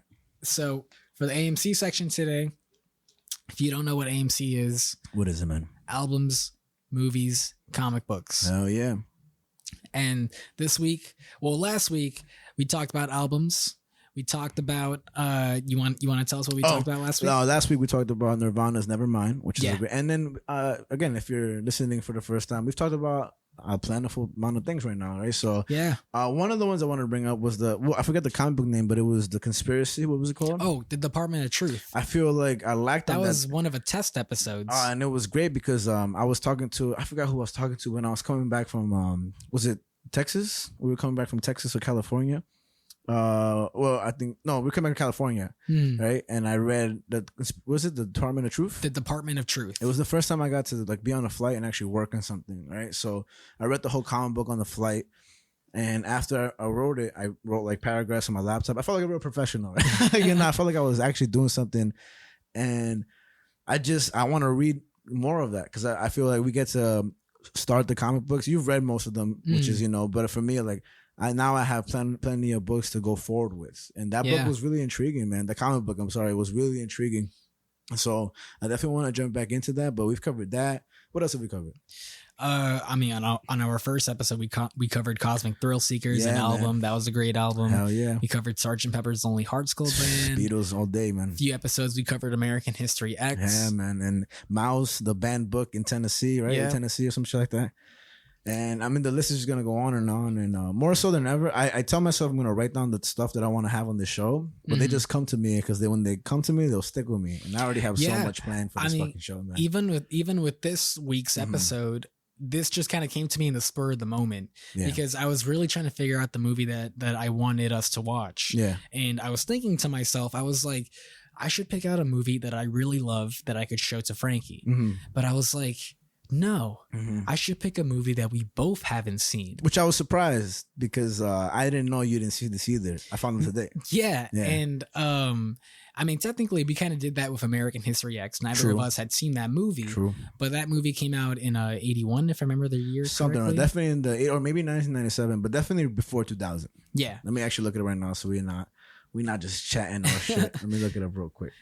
But American History came out in 1998. 1998. So nice. Definitely a longer ago movie. Yeah, which is still impactful as fuck. I think it's one of our strongest episodes. Just because we talk about so much real subject matter. I know we do regardless. Even today we talked about protesting or just being forward with how you feel about the world. But I think that was such a strong episode, and our purpose was just to be informative and just bring attention to things at the same time without trying to just bring attention to things, because that movie does it for itself. It's fucking crazy. Anybody that hasn't seen American History X, I strongly suggest it. It's just a really great movie. It is. Yeah, man. And so this week I said, let's look at a movie we both haven't seen, but that's super recent. Yeah, man. Oh, I don't know how recent it was. But first of all, tell the people, what are we talking about today, Javi? I'm going to tell you. Right. We're talking about the 2021 film. Just came out last year. I didn't know it came out last year. Holy shit. Just came out last year. What? Called Lamb. Jesus. And for those that don't know what we just said, L-A-M-B. Yes, the animal. Yes, the animal. Yeah, man. That's... what a fucking movie. And this movie was produced by A24. Yes. Which produces a lot of great stuff. I love A24. When I don't know so much about what they produce, but I know when their shit comes on the screen, that shit's gonna be a classic. You see that and you're like, ooh, yeah, this is gonna slap. and ooh. There's a movie I saw in the theaters a while back, and we'll get to the A.M.C. very soon. But one of the movies I seen a while back was Super 8. I think it was a remake. Oh, okay. Yeah. And I don't know if A24 produced that. I have no idea, but it gives me the vibes that it did. Only because Super 8 is honestly, I would say it's like a cult classic. Yeah, Super 8's a really good movie. And there's a remake and there's a first, right? It's like I didn't even know there was a remake. I think it might be a remake. I'm not sure, but we're talking about the most recent one that's been out, right? I'm thinking about the J.J. Abrams Super 8. Let's see if we're both talking about the same thing, because I'm pretty sure the one that came out recently, it might be a remake, but let's see right here. Super 8. Yeah, it came out in 2011. And J.J. Abrams. Yeah. Yeah, bro, that movie was fucking good. Yeah, that movie's great. I went to the theaters to see that, and it's one of those movies where I didn't expect to, but it's a great fucking movie, and hey, maybe we'll do it in the future for If Mine and Matter. Yeah. Because I just can't remember the reason as to why I went to go see it, but it's one of those, when I did, I was like just happy. Like I was just very happy. And actually, hold on. And so blah blah blah blah blah blah. Oh, yeah, Super 8, great movie. Great fucking movie, and I'm gonna watch it again, like maybe when I get home today or tomorrow. Because, man, I'm telling you, I was sitting in the back of the theater, but I was going to Williamsburg Cinema, which is a great theater. Go on the weekdays, have the whole theater to yourself, and they have those rooms that are very small. So I got to sit on the way back. I think I was eating egg and cheese. I don't remember. Bringing a deli sandwich to the theater is the best thing you ever do. And just seeing that shit, I was just like, damn, I'm so lucky right now to be able to watch that movie because sometimes you just catch gems. You feel me? Super 8 is like that in like Cloverfield. Well, I mean, because like Cloverfield is not too much like his movie because he produced it, but he didn't direct it. Yeah. That was actually directed by Matt Reeves, who did the Batman. Yeah. You're right. I remember you telling me that last episode. Nice. Yeah. So something in the way. No. We're done, Frankie. No. Stay away. All right. Just oh no. God damn it. No, but today we are talking about Lamb. We're talking about Lamb. And holy shit, what the fuck is Lamb, bro? So it's a super weird movie. All I really have in my notes at the moment is that it was done by A24, which we kind of talked about, that like they make great shit and whatever. If you don't know what they make, like they've made movies like Midsummer, Hereditary, The Witch. I love Midsummer. We're definitely gonna do that in the movie section in the future. Oh yeah. To me, that's I don't know if that would be classified as a horror. Oh, it is. It is, right? But I think and this is my personal opinion, which no, I think that's actually one of the best horror movies made this day and age. I would say like top 3.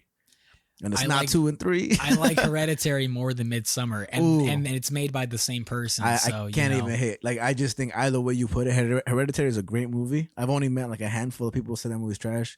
Heads up, you're trash. Because that's a great fucking movie. And I'm happy we could agree, because but I absolutely am in love with Midsummer so much that I'm gonna stop talking about it because I would just go off on a whole tangent. But Lamb is made by A24, right? The production company. Made by A24. It's 2021. It's an Icelandic movie, folk horror film. It's written right here and directed by who? I don't have that written down. I'm sure you have it right. I got you right here. I googled it. Valdemar Johansson. Nice, yeah, and who also co-wrote Jean, SJO accented N. So, I mean, just to really stress the fact that this is a foreign film. I mean, foreign to us, not foreign to Iceland. Yeah. But I really love that because I love when we watch movies that are very different, man, because, there's a lot of popular movies out there that we can, of course, watch. And sometimes we run out of those, but we just have everything to our disposal.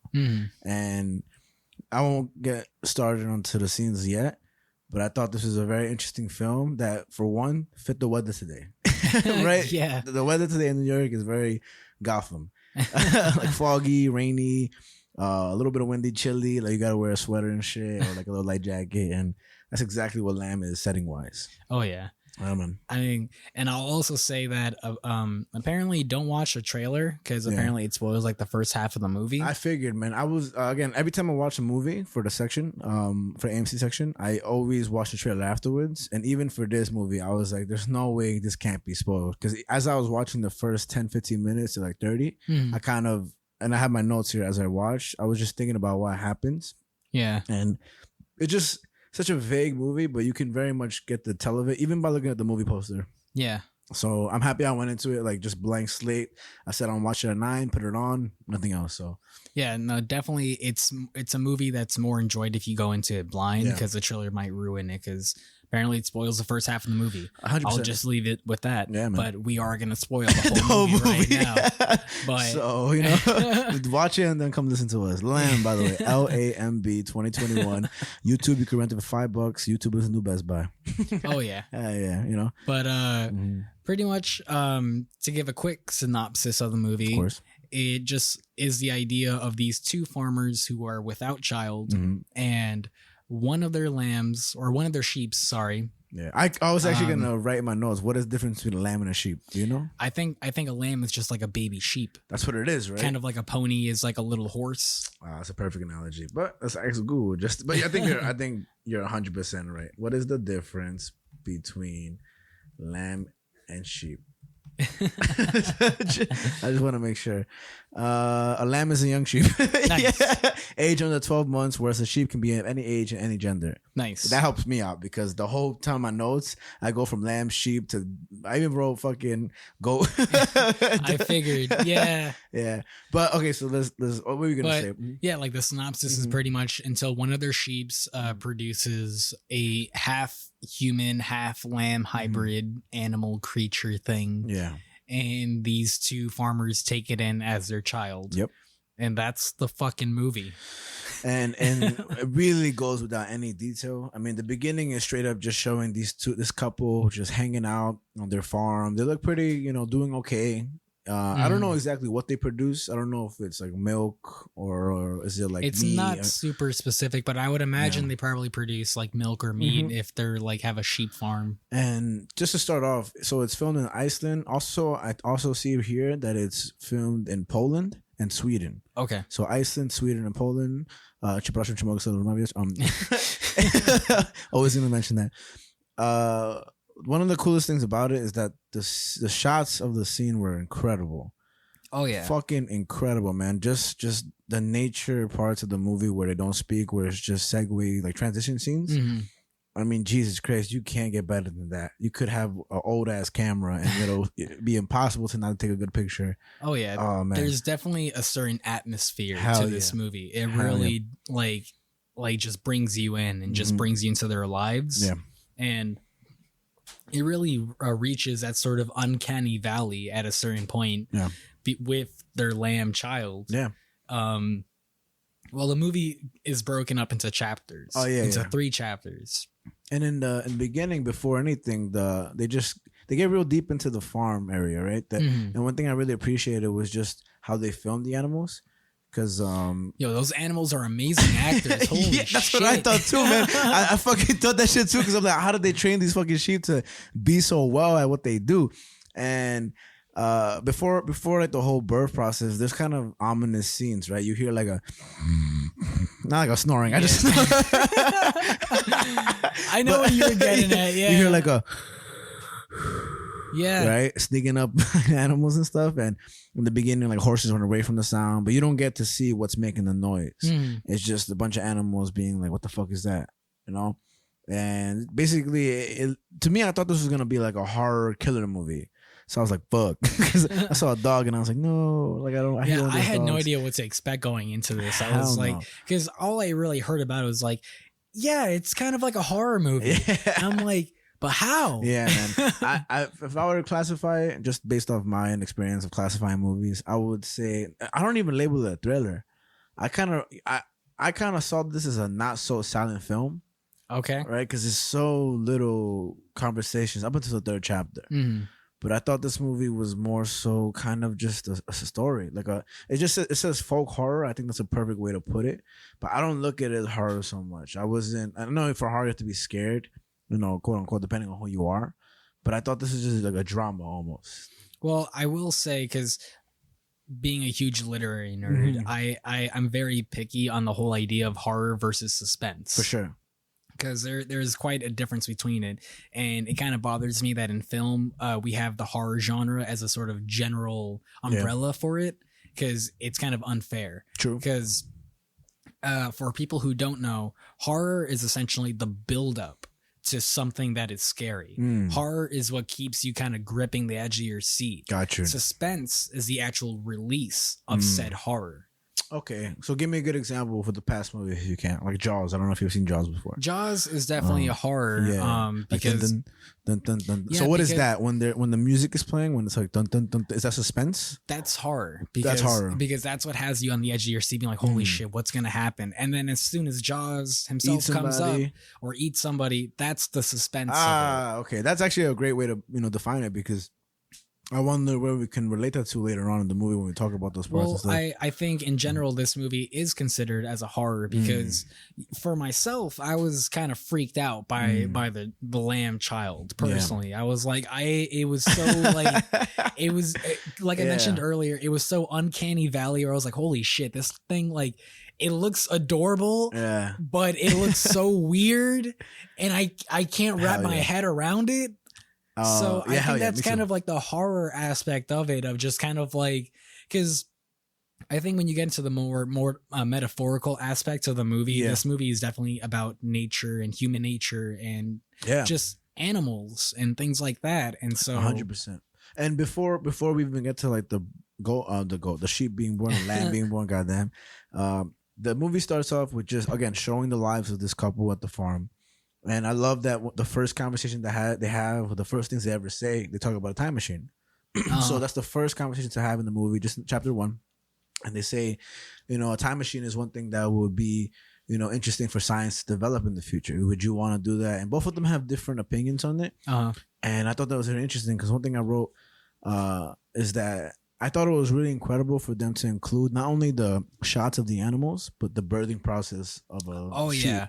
They were very, very upfront, and multiple times they showed. It's very graphic. Yeah, before they birthed the goat. I mean, fuck, goddamn, not a goat. Not a goat, Frankie. The lamb baby. The Lamborghini.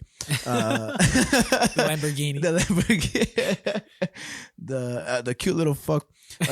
They showed a bunch of birds that were actual, babies. And I thought that was super cool and brave because I think a lot of American films, not to be so judgmental, would shy away from that, And now, one thing that I got a feeling of before I was watching this movie was saying that I just had a feeling. I was like, what is going to happen later on? Like, what is going to be on? Because I know this is a horror movie, right?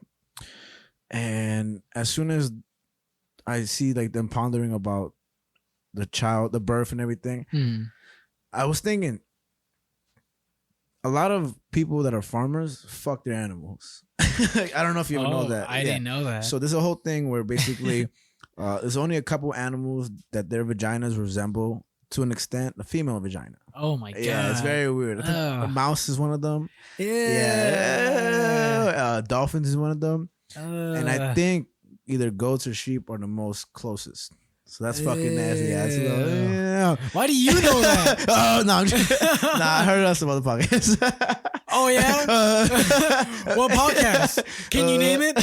You got 3 seconds. Matter. I heard it somewhere else. And yeah, so when I heard that shit, that immediately, my assumption was this. My assumption was as soon as they took out the baby and concealed the bottom half of the baby, my thought was that the dad or the husband had sex with the goat, and I thought that it was purposeful and that he inseminated the sheep, so they can't have a kid. Because there was this ominous feeling about it all, especially hiding the bottom half of the human baby, even though it's fucking crazy when they show it later. But continue. But personally, for myself, like with the way the movie opens up, and it's like it has the open door to the barn and it has all the sheep in there and stuff, and they're kind of like, what the fuck is going on? Yeah. Immediately, I was like, is this supposed to be like a satanic kind of movie? Like, ooh. Like is like sacrifice type shit and everything? Or? Well, not even. I thought because I feel like there's a sort of connection to like sort of like worshiping Satan and like sheeps and goats and things like that, and like they cut off the heads of like sheeps and goats at like events and shit like that. They're crazy like that, whatever. 100%. So I thought it was something connected to that. I thought the opening of the movie was someone going there, some satanic creature that we'll get to later. Yeah, for sure. That definitely just fucked one of the sheep. Ah, okay. So you kind of had that initial feeling that was correct, if anything, because that's immediately where my mind went to, because I just thought it was so ominous with the way things were set up and so like eerie. I was like, yo, like especially with one of the sheeps, how they kind of like collapse in the middle, which was the one that had the human. Even the couple, the female, the girlfriend or wife, I'm not sure which Maria, she felt under the collapsed sheep, right, and she just felt something odd. So essentially, again, they go through the process of caring for these animals. They take care of them. They birth the babies and everything, and they milk them and all that stuff. So, and again, they're in the farming business, so they've been doing good, as they mentioned. Year after year, they're doing better and better. So they're successful at what they do, and it seems like they have it all set for themselves. It seems like they're in love. It seems they're working hard, and only up until this happens. And again, remember, in the beginning, is this creature that we don't know what it is. It could be a person too, that you just hear heavily breathing, scaring off all the other animals. So my attention was directed towards that. And then as soon as this got further, when the baby was birthed, it's just the way they were cradling the baby that wasn't exposed as a human yet to the audience. Yeah, it's all off camera, and Only shows the head up. And immediately, I was like, their reactions were so underwhelming. I was like, yeah, bro, they're not freaking the fuck out right now. Just put yourself in their shoes. You help a sheep give birth, and the bottom half of the sheep has a person's ass, and the head is a sheep head. It's fucking ridiculous, you know. Like the most that happens is Maria starts heavily breathing. Yeah. And I'm just kind of like, that's it? Like, that's all you guys are going to do? This is fucking wild. And so that goes forward. And for a good amount of the movie, it just shows them being very happy and caring for their sheep baby that isn't exposed to the audience yet. Right. I think the interesting thing about that is that they were very happy. So outside of the exposure of that. Even before that, there's a moment because Chapter 1 ends with them basically cradling the baby. Yeah. And it's just kind of like, boom. That's kind of like, you could argue like the beginning or the opening of the movie in a way. But the dad himself, Ingvar, has a moment where he's like in the tractor and he just stops and he just kind of cries to himself. And I thought that was going to be like the big conflict, the movie, that he didn't like this or didn't like the child or didn't want the child. Yeah. I thought that was going to be the big conflict moving forward. Or maybe it is that he didn't want that, but he just convinced himself that he did, because that's such a... I felt that one of them were going to cave in eventually too, because eventually... the sheep, the mom sheep that gave birth to the sheep baby keeps falling around. What's her name? Maria. Basically, it doesn't follow Maria around. It follows the baby. Yeah, you're right. You're absolutely right, because they put the baby by the window. Because again, they're living in a big field to themselves. There's no neighbors. There's no nothing. But the mom who gave birth, the sheep mom that gave birth to her daughter, which is named Ada, is following her baby, which is rightfully hers the whole time. So she keeps going, the whole time. And she's getting annoyed by it. She's like, leave, but she just won't leave. And so that becomes a little scenario that gets addressed later. Yeah. Because pretty much they kind of start playing house with this lamb baby child. And I thought it was funny because Ada, I thought that it was funny that it could be an acronym for a damn animal. I just thought that was pretty funny. Wow, I never thought of that. I'm in my brain. But then who's introduced is the brother of Ingvar. Yeah, Peter. Or Peter. Yeah, this motherfucker. And he's got a U in his name. With little dots. Yeah. And initially he's introduced. At first I thought it was Ingvar and Maria kicking him out the car, but it was his friends kicking him out the car. This is a very cliche, cool character. Leather jacket, smokes cigarettes, and he's left alone on this big highway to walk anywhere. And eventually he reaches his destination, which is to his brother's house, which is Ingvar and Maria's house. Yeah, with their newborn Ada. Yeah, and before that, the way Ada is officially introduced as a sheep baby is by her missing from the house, right? So she's missing from the house one day when Ingvar and Maria wake up, and they're like, "Where the fuck is this bitch?" Yeah. So they go look for her, and they find her by the lake, right? And they find her somewhere in the field. Then she's officially introduced as a half sheep, half woman. Half girl.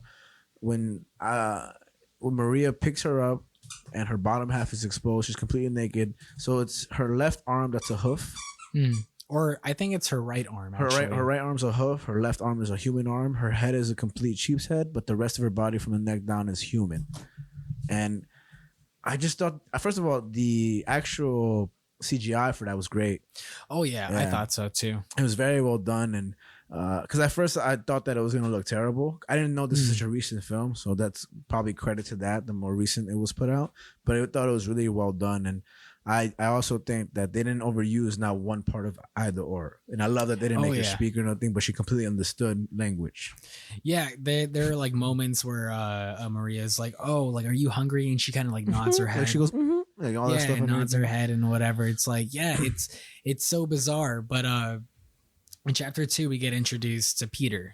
Who just kind of shows up, and he shows up at the same moment that Maria has some crazy nightmare of a bunch of sheep of like glowing eyes, and everything's kind of I don't know, orange kind of, you know. And it's very intense. And so she wakes up from that nightmare and says, no, that's enough. And she takes the gun to go kill pretty much Ada's mother. The actual sheep mom. Yeah. Because she keeps falling around the baby and all she hears, bah. She's like making that noise. And fucking Peter sees. And Peter sees Peter, because he's walking to the house, and before he actually talks to the Ingvar and Maria, the owners of the house, he sees her fed up, take out the gun, shoot her in the head. Now I wonder, and this will have to put in a supplementary, I wonder if that was a real sheep they killed or if it was not. Oh, I doubt it. I think so, because it is Iceland. I'm not trying to be like, I'm not saying that barbarians there, but I don't know what the restrictions are in terms of animal cruelty.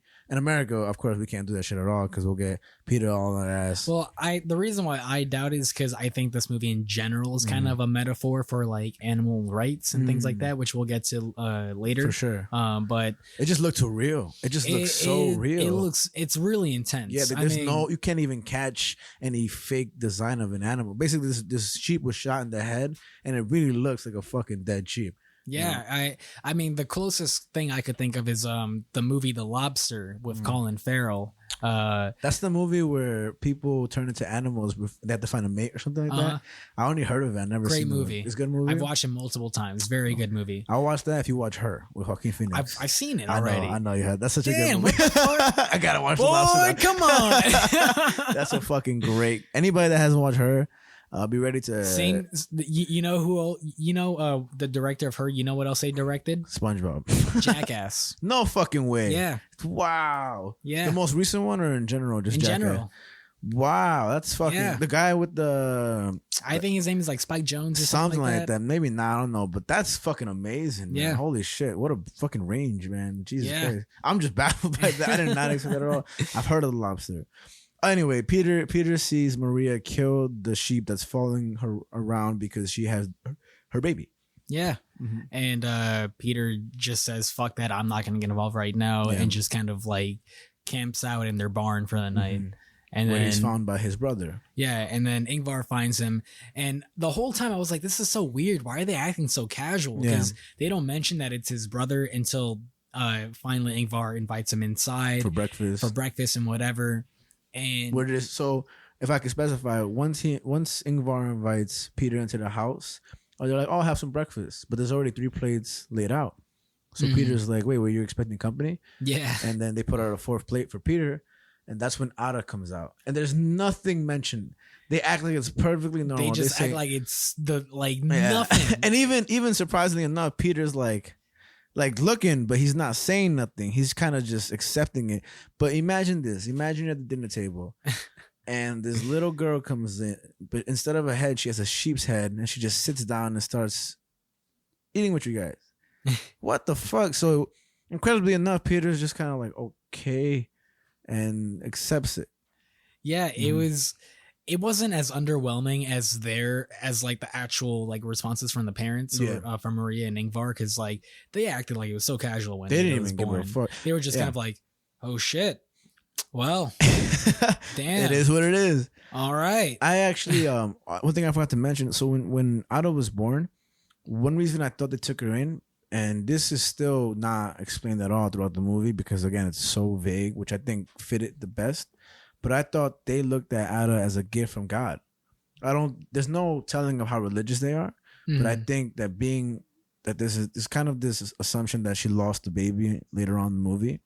I think if you were to have your many of sheep, when one of them to give birth of a half baby, half sheep, that's why I thought they either intentionally did that because she was unable to have kids, or that it happened and they thought it was a gift from God, or a gift to themselves to have another opportunity to have another child. They refer to her as a gift later in the movie. With the fairy tale and stuff like that, right? Or well, later in the movie when Maria says goodbye to Peter and she's like, oh, Ada is like a gift. She's like a new beginning for us. Absolutely.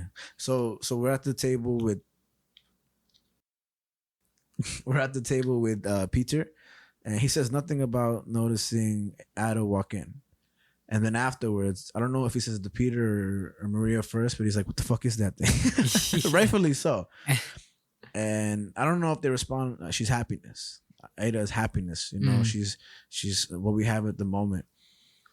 And it goes forward with them just kind of being with another, but he doesn't agree with this. He thinks Ada is a disgrace. He thinks she's a freak of nature, and he's frustrated, but not showing it as much because he's in their house. And he also tries to make a move on Maria at some point. Yes, and she says, "Stop it! Like not right now," or this and that, which goes to tell like, did that happen before? Did it not? Is it a common thing that he did? Obviously, he's not a good person because he was thrown out the car early before by his two friends. I didn't catch it. Was he thrown out from the back seat or the trunk? I'm pretty sure the back seat. I didn't remember actually myself, but regardless, he was definitely thrown out the car. I don't remember if it was the trunk or not, but I just think it was the seats because I think I would remember the trunk opening and him being in there. But either or, of course, he doesn't have a right state of mind, especially being that Ingvar is his brother and Maria is his either girlfriend or wife. But yeah, and I don't know how far this skips over, but eventually trying to find out what is Ada and explain and tell Ingvar and Maria the delusion of her keeping Ada and treating her as her own child, he gets fed up. And what does he do? Dude, he fucking, while they're all sleeping, he's like, nah, he's smoking the cigs. And he's like, I can't take this. And he fucking walks into their room and just picks up Ada and like takes her out, takes a gun, and they just start walking out to the ranch. And it's just some real crazy shit. Where I like it's those moments like that where I felt like it was the real horror of it, that it's just kind of like, oh my God, like. And in general, I feel like this movie was so unexpected in its turns. I just never knew what to really expect coming in the next moments of this movie. And because I definitely didn't expect Ada to die, but Peter definitely pulls a gun up onto her and points it straight to her face, straight at her face. That was actually the one moment in the movie where I was like, I was actually really astounded. And I actually kind of felt, not that this movie, I'm not making the movie, so I can't say, but I actually would have very much loved to have seen what the director would have taken the story if he did shoot her. Because I thought that's when the horror was going to begin. I thought that's when things were going to start twisting, turning, becoming really gruesome. Because I thought the movie was going to turn into horror, like in terms of like Ada becoming violent herself. Ooh, okay. Because there are like moments with like the dog where like she's kind of like staring at the dog and the dog is kind of whining. Yeah. And I was like, is she gonna do something to the dog? And that dog is a very crucial part of the movie that we haven't mentioned, but they both have a dog at the field. And the expressions the dog makes is very crucial to me in particular, because the way he admires, I'm assuming it's a he or she, the dog, whatever, the dog admires Maria and Ingvar. He very much is questionable when he looks at Ada. He has no idea how to react to her. He looks at her and but he just kind of tilts his head and doesn't really get near and doesn't understand. And that's when it kind of intrigued me, because Ada's allowed in the house and the dog kind of isn't. Yeah. He kind of has to sleep outside, but him and Ada don't really differ very much. I know, of course, she's human, part human, but they're both animals. And that's where I think like the sort of the like animal rights kind of like metaphor perspective really comes into play with the movie. Yeah. But because especially when it comes to sort of like the perceptive death of Ada, where it's like, oh my God, is she about to die? Yeah. Because for me, that's kind of when that metaphor starts to really come into play of like, where we have this idea of animals' rights where we're supposed to treat animals as humans. Yeah. And here is this literal animal human, and this dude's about to kill her. Yeah. Is that right or is that wrong? That's fucking interesting. There's two things I want to bring up real quick. There's a conversation I heard, who I won't name because it's private conversation. And person one asked person two. Person two is Korean, person one is Dominican. Okay. And the Dominican asked the Korean, which I'll name them, that's easier in a way. It says, so, different cultures eat certain foods, right? And the Dominican asked the Korean, so what do you think about eating dog? Right? And the Korean says, well, Dominican, I think that's strictly cultural. And I think you need to understand that when you ask that question, you're not asking it in the perspective of living as a Korean in Korea. You're asking it in the perspective of, your USA self is looking at a whole different culture and putting your perspective here on that. And I want to bring up another video I saw today, this morning, and it involves a comedian called Andrew Schultz. Right? Okay. I'm not really a big fan of that guy. I think he's a little outrageous too purposely, just to make shock happen. But I think he has a lot of good points that I'm learning. And he asks a person in the crowd, he says he's something about a third world country, and she's like, well, I'm from a third world country, and he's talking about animal rights, interestingly enough. And he says to her, he's like, oh yeah, well, when did you leave your third world country? She's from the Philippines. She says, I left when I was 8. And I was like, okay, well, you're for animal rights, he says to her. And she's like, yeah. And I'm like, so what other animals did they eat in the Philippines that they don't eat here? And then he goes, you know, and oh man, and she was laughing and he was laughing, which is to go to show, like, stop being a pussy, people. Like, if somebody says a statement, you know, they're both laughing, they're both making a point. Of course, they're both for animal rights, if anything. But it's a really good point to make, because there's a cultural difference as to what people eat in different sections of the country. You know, it's not just dogs; it's also be cats, and some people eat different types of animals. So you're right. I mean, I didn't even think about bringing animal rights into this, but you're right. Like, would he even get prosecuted? I mean, you know what it is. Like, who gets in trouble for what? How do you judge that? Yeah, it's just like. And I'm gonna put the video up so people can see it, because I want to explain that better for the supplementary. But yeah, it's such a complicated issue. How do you judge that? Because this is. Because if you really think about it, a lot of animals have the mental capacity of a child, or to an extent, one. But yeah, you're right, of a child in particular, not a full-grown adult. And so, in this entire movie, this lamb child is we only ever see them as a child. We never see them grown up anymore past that. And I feel like that's done purposely. I feel like that's done metaphorically, of like all. Like in a certain light, all animal are children. Yeah, it's a certain innocence to it too. Well, and, on top of what you just said, there's an innocence applied. And so when it comes down to that moment of Peter pulling the gun down on Ada, and it's like, could you really do that? And it made me think of like being vegan, of like that's like that idea of like, could you really eat the food that you're about to eat if you watch it get killed in front of you? I think so. I couldn't. You know why I think so? I think so because, well, there's another point I love to make, but outside of that one, there's a certain like Native American tribe, let's say, and they're allowed to kill. Oh, because you're Native American. Yeah, because I'm Native American, motherfuckers, and British and Chinese and Polish and whatever else I said earlier. And they're allowed to kill 2 whales a year. Now, I know everybody's like, what's a whale? No, it's a whale, you know, whatever. Like, when's the last time you cared about a whale for real? But they're allowed to kill 2 whales a year, you know, legally. And the reason they are is because off the whales that they kill, they're able to eat and make product and all that stuff for very much months, pretty much the whole year. Okay. And I mean, that's a very fair and justifiable way. But imagine a tribe that's living within its, you know, culture.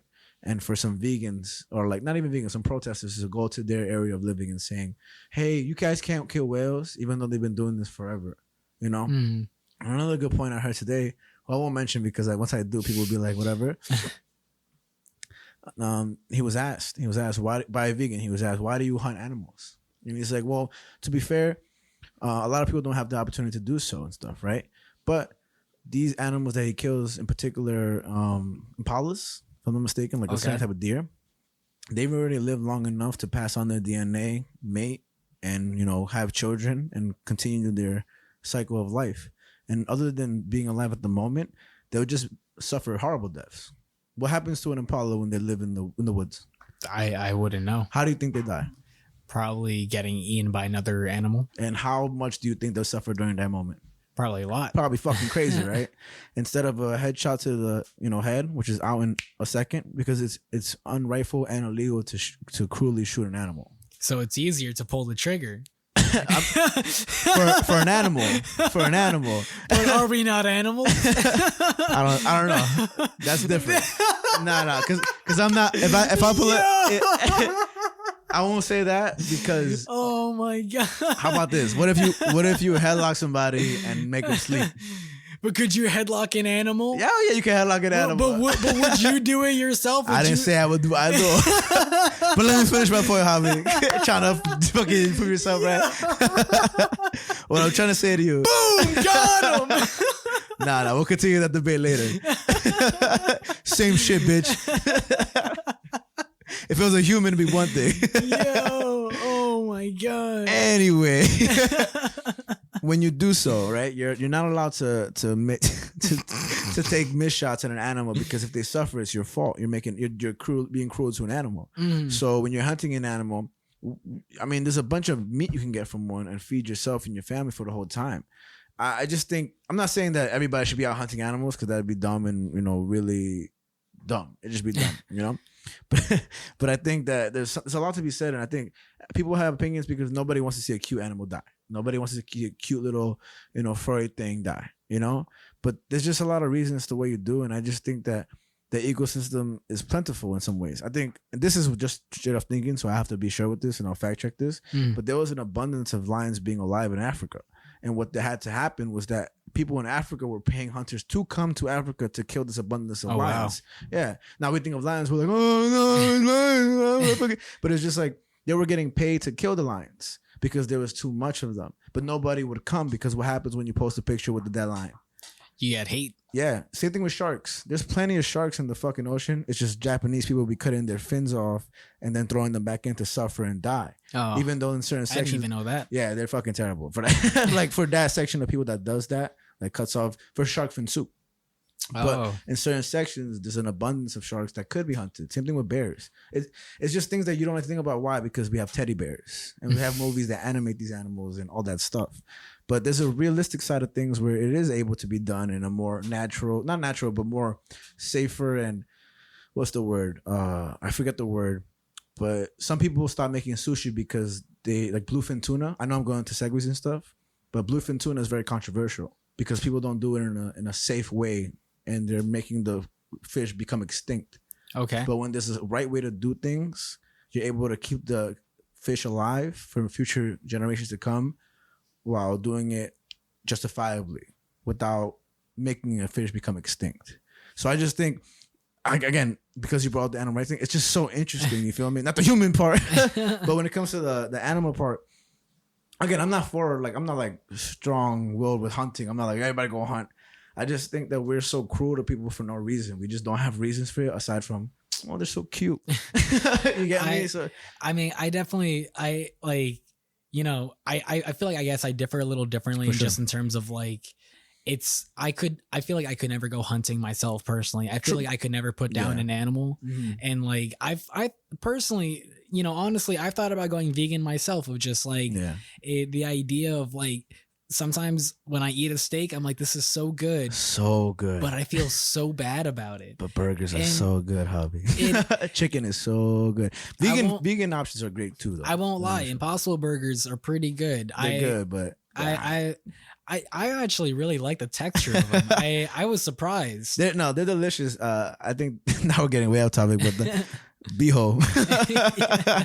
The funny thing about Impossible meats and like all these things is they're great. They're honestly great. And I think it's weird when vegans eat Impossible meat, because you're saying you won't eat an animal, but you'll savor the taste of one. Like you'll mimic it. Isn't that kind of fucking weird? Like what if I made Impossible cannibalism human meat? I mean, it just tastes so good. Like what can you say? Like I know, but ethically, like really, like what? But what's going on with Impossible meats is that they're becoming unhealthy regardless, because they're not being made like regarding health factors. They're just being made to be a replica of the actual meat. Okay. So now when you look at all these meats that are becoming what they are, they have high sodium, they have high this and this and this. And it's like, wait, the cruel part, obviously it does cover for, like, it doesn't mean that you're eating an animal. Mm-hmm. But it's very interesting when you think about how unhealthy it is for you, and that's just a different topic to ponder on. I don't know. I have no idea. I mean, I'll just throw it out last thing as a beehole thing, but like apparently the Impossible sandwich from Starbucks, not really vegan. Really? Not really vegan. No fucking way. Because apparently... What? I didn't know that. Because it's like, apparently the meat itself is not vegan. Oh, it's egg though. But the cheese and egg, and the bread... Oh, but it's definitely vegetarian. I don't know exactly that much, but it's not vegan. I'll tell you that much. People listening are like, hey, bro, we wanted to hear about lamb. And y'all motherfuckers are just... chatting, and guess what? We are. That's the beehole. That's the beehole effect, man. Welcome to Earth, Mind, and Matter. Norway. But pretty much to get back to the movie. Back. like Peter points has a this gun moment where he points a Ada. gun at Ada. Yeah, who is the sheep baby of Ingvar and Maria. And then it cuts to Maria waking up from like, it seems like she was having a nightmare. She's like, oh shit, oh Her fuck. It's fingers like kind of twinkle, yeah, and it's she's like, wait, something's it's like happening. that mother instinct. She's like, yo, Yeah. something is wrong. What the fuck is up? And she wakes up and she finds that Ada's not in the crib. And then she goes downstairs and she finds that Ada is sound asleep in With Peter. Peter's arms. So Peter had a change of heart. He said, I can't kill this thing. For some reason, I can't kill this thing, person, sheep. I just can't. And he's rejoiced with her. So they live happily ever after. I'm just kidding. And that's the end of chapter 2. Chapter 2. And then it goes into chapter 3. Dun, dun, dun. Uh-huh. And then this is when things start to get really weird. Mm-hmm. Because it's like, at first, everything seems all right and whatever. It's like they're all chilling and like Peter's taking Ada out. They're going fishing. Yeah. And Everything like, actually seems like on the upward, you know? yeah, everything seems fine. And like they start drinking and having fun and whatever. They watch which is really cool. They watch a handball game. They refer to it differently, but it's European handball. I didn't even know what sport that was. I'm just so lucky because in my middle school we got to play that sport. First, they introduced it to us, and I think high school too. I'm not sure. We went to the same high school. I always forget, but not this time. I'm surprised you remembered. I got you, bro. I'm learning. And European handball is essentially you play soccer with your hands. And when they were watching it, I thought it was really cool. And it's not that they were trying to be purposeful with it to expose it to Americans. They live in Iceland. That's what they watch over there. It's European shit, you know? So I thought that was cool. But ultimately, they're all drinking and watching the game and their team loses. So they're all upset. They're all like, I thought they were watching soccer. Mm-hmm. You know? I thought so too. And while they're, grieving the loss that the European handball team had, Maria says, I'll cheer you both up. When she puts on her own music video performed by Peter, the brother of Ingvar. And he's like, no, don't put that on. No. But he leaves it on. They all start dancing, having fun. They even invite Ada to dance. And they start dancing with her. It's a joyous time. And they even play a little bit of handball in the room. Yeah. And that's when Ingvar falls. And Ingvar says, I got to go to sleep. So he goes to sleep. He invites Ada to lay with her, and that's when Peter starts making the moves. Well, even before that happens, what happens? Because even before that happens, Ada's kind of like she seems a little thrown off by the whole situation, which is kind of like the child reaction that would happen where there are adults getting drunk and whatever. It's like they don't understand. As a child, you don't really get that. They're like, yo, why are you acting like kids? They're being weird. Yeah. But in Ada's case, because she can't fucking speak. Yeah. But she goes outside at some point and Doggo's there and the Doggo's looking at like something out in the distance. Yeah. And Ada like runs up and she starts heavily breathing and she's like, and she runs away and the Doggo's like, I got this. And runs off camera.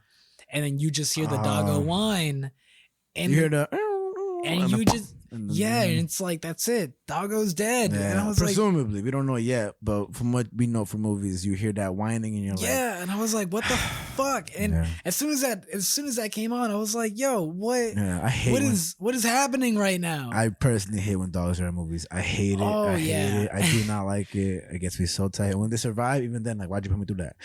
got me in that I Am Legend spot right there in my heart. We don't go there, Javi. We don't go. Link's around. Link is Javi's dog. You watch your mouth. I'm sorry, Link. I'm sorry. Fuck you, Will Smith. So we assume that the dog of the family is now dead and attacked by something or someone. And then Ada says, runs back fuck inside. That, I'm out of here. Yeah. And then that's when Ingvar's like, fuck this. I'm going to sleep. Too drunk, and he just falls asleep. But he asks Ada to lay with her. And this was a very great scene when Ada starts staring off into the picture. Yes. There's a picture hung up in the wall in the bedroom. And what is the picture about? It's of a bunch of sheep just kind of running out in the distance. Being herded, right? By the farmers and stuff like that. And that scene or that moment was very reminiscent of The Shining. I don't know if you've seen The Shining. I've never seen The Shining. Oh, wow. I got it. Jack Nicholson, am I wrong? Jack Nicholson was in it. He's like, here's Johnny, right? Here's Johnny. Nice, I know that much. The movie ends with a scene very familiar Don't spoil to that. Shit.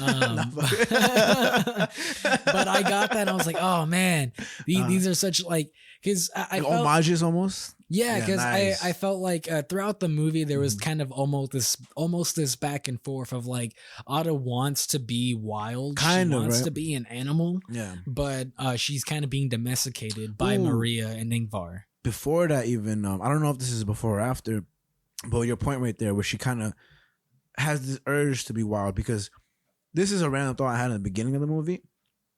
In the beginning, when Maria was laying out water for her like sheep, I just thought to myself, it's like, how do sheep know to go drink water? You know, of course, was instilled in them, but that's what I'm kind of getting at. She lays out the water, and they all go to it all naturally. They hear the water dripping into the bowl, and they know where to go with it. When he lays out the food, they know to eat it. Yeah, and we have this natural instinct. And before this scene, at the getting drunk, Peter calls over Ada, and Peter is like, "Hey, sweetie, come over here." He takes some grass, and he goes to like, "You want some? And Ada at first comes walking, and he's like, "No," and he makes her like kind of fall down like a sheep, and makes her eat the grass as a sheep. And I think Ingvar notices this, and he's like, "What are you doing?" Yeah, he gets real upset. But Peter almost does this because he knows himself that this isn't a full human being.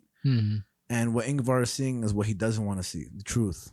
Because she can't resist that urge. She can't resist wanting to eat that grass, because all the other sheep want to eat that grass. And you got to take the good with the bad, however you put that with this situation.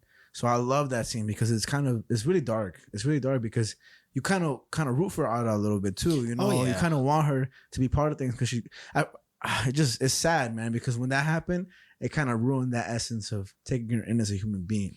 Yeah, because it's like it kind of reverts it back, because it's like up until that point, it's like they're including her and things like that. She's sitting at the dinner table, she's so human. Whatever. Yeah, she's acting so human, and that was like the one moment where she was kind of forced to act like an animal again. Yeah, or for the first time, and it's just it's something that doesn't even hit her because she's a child. And and I think that really speaks again to that idea of what I was mentioning before, of like animals in a lot of ways are at the mental capacity of children.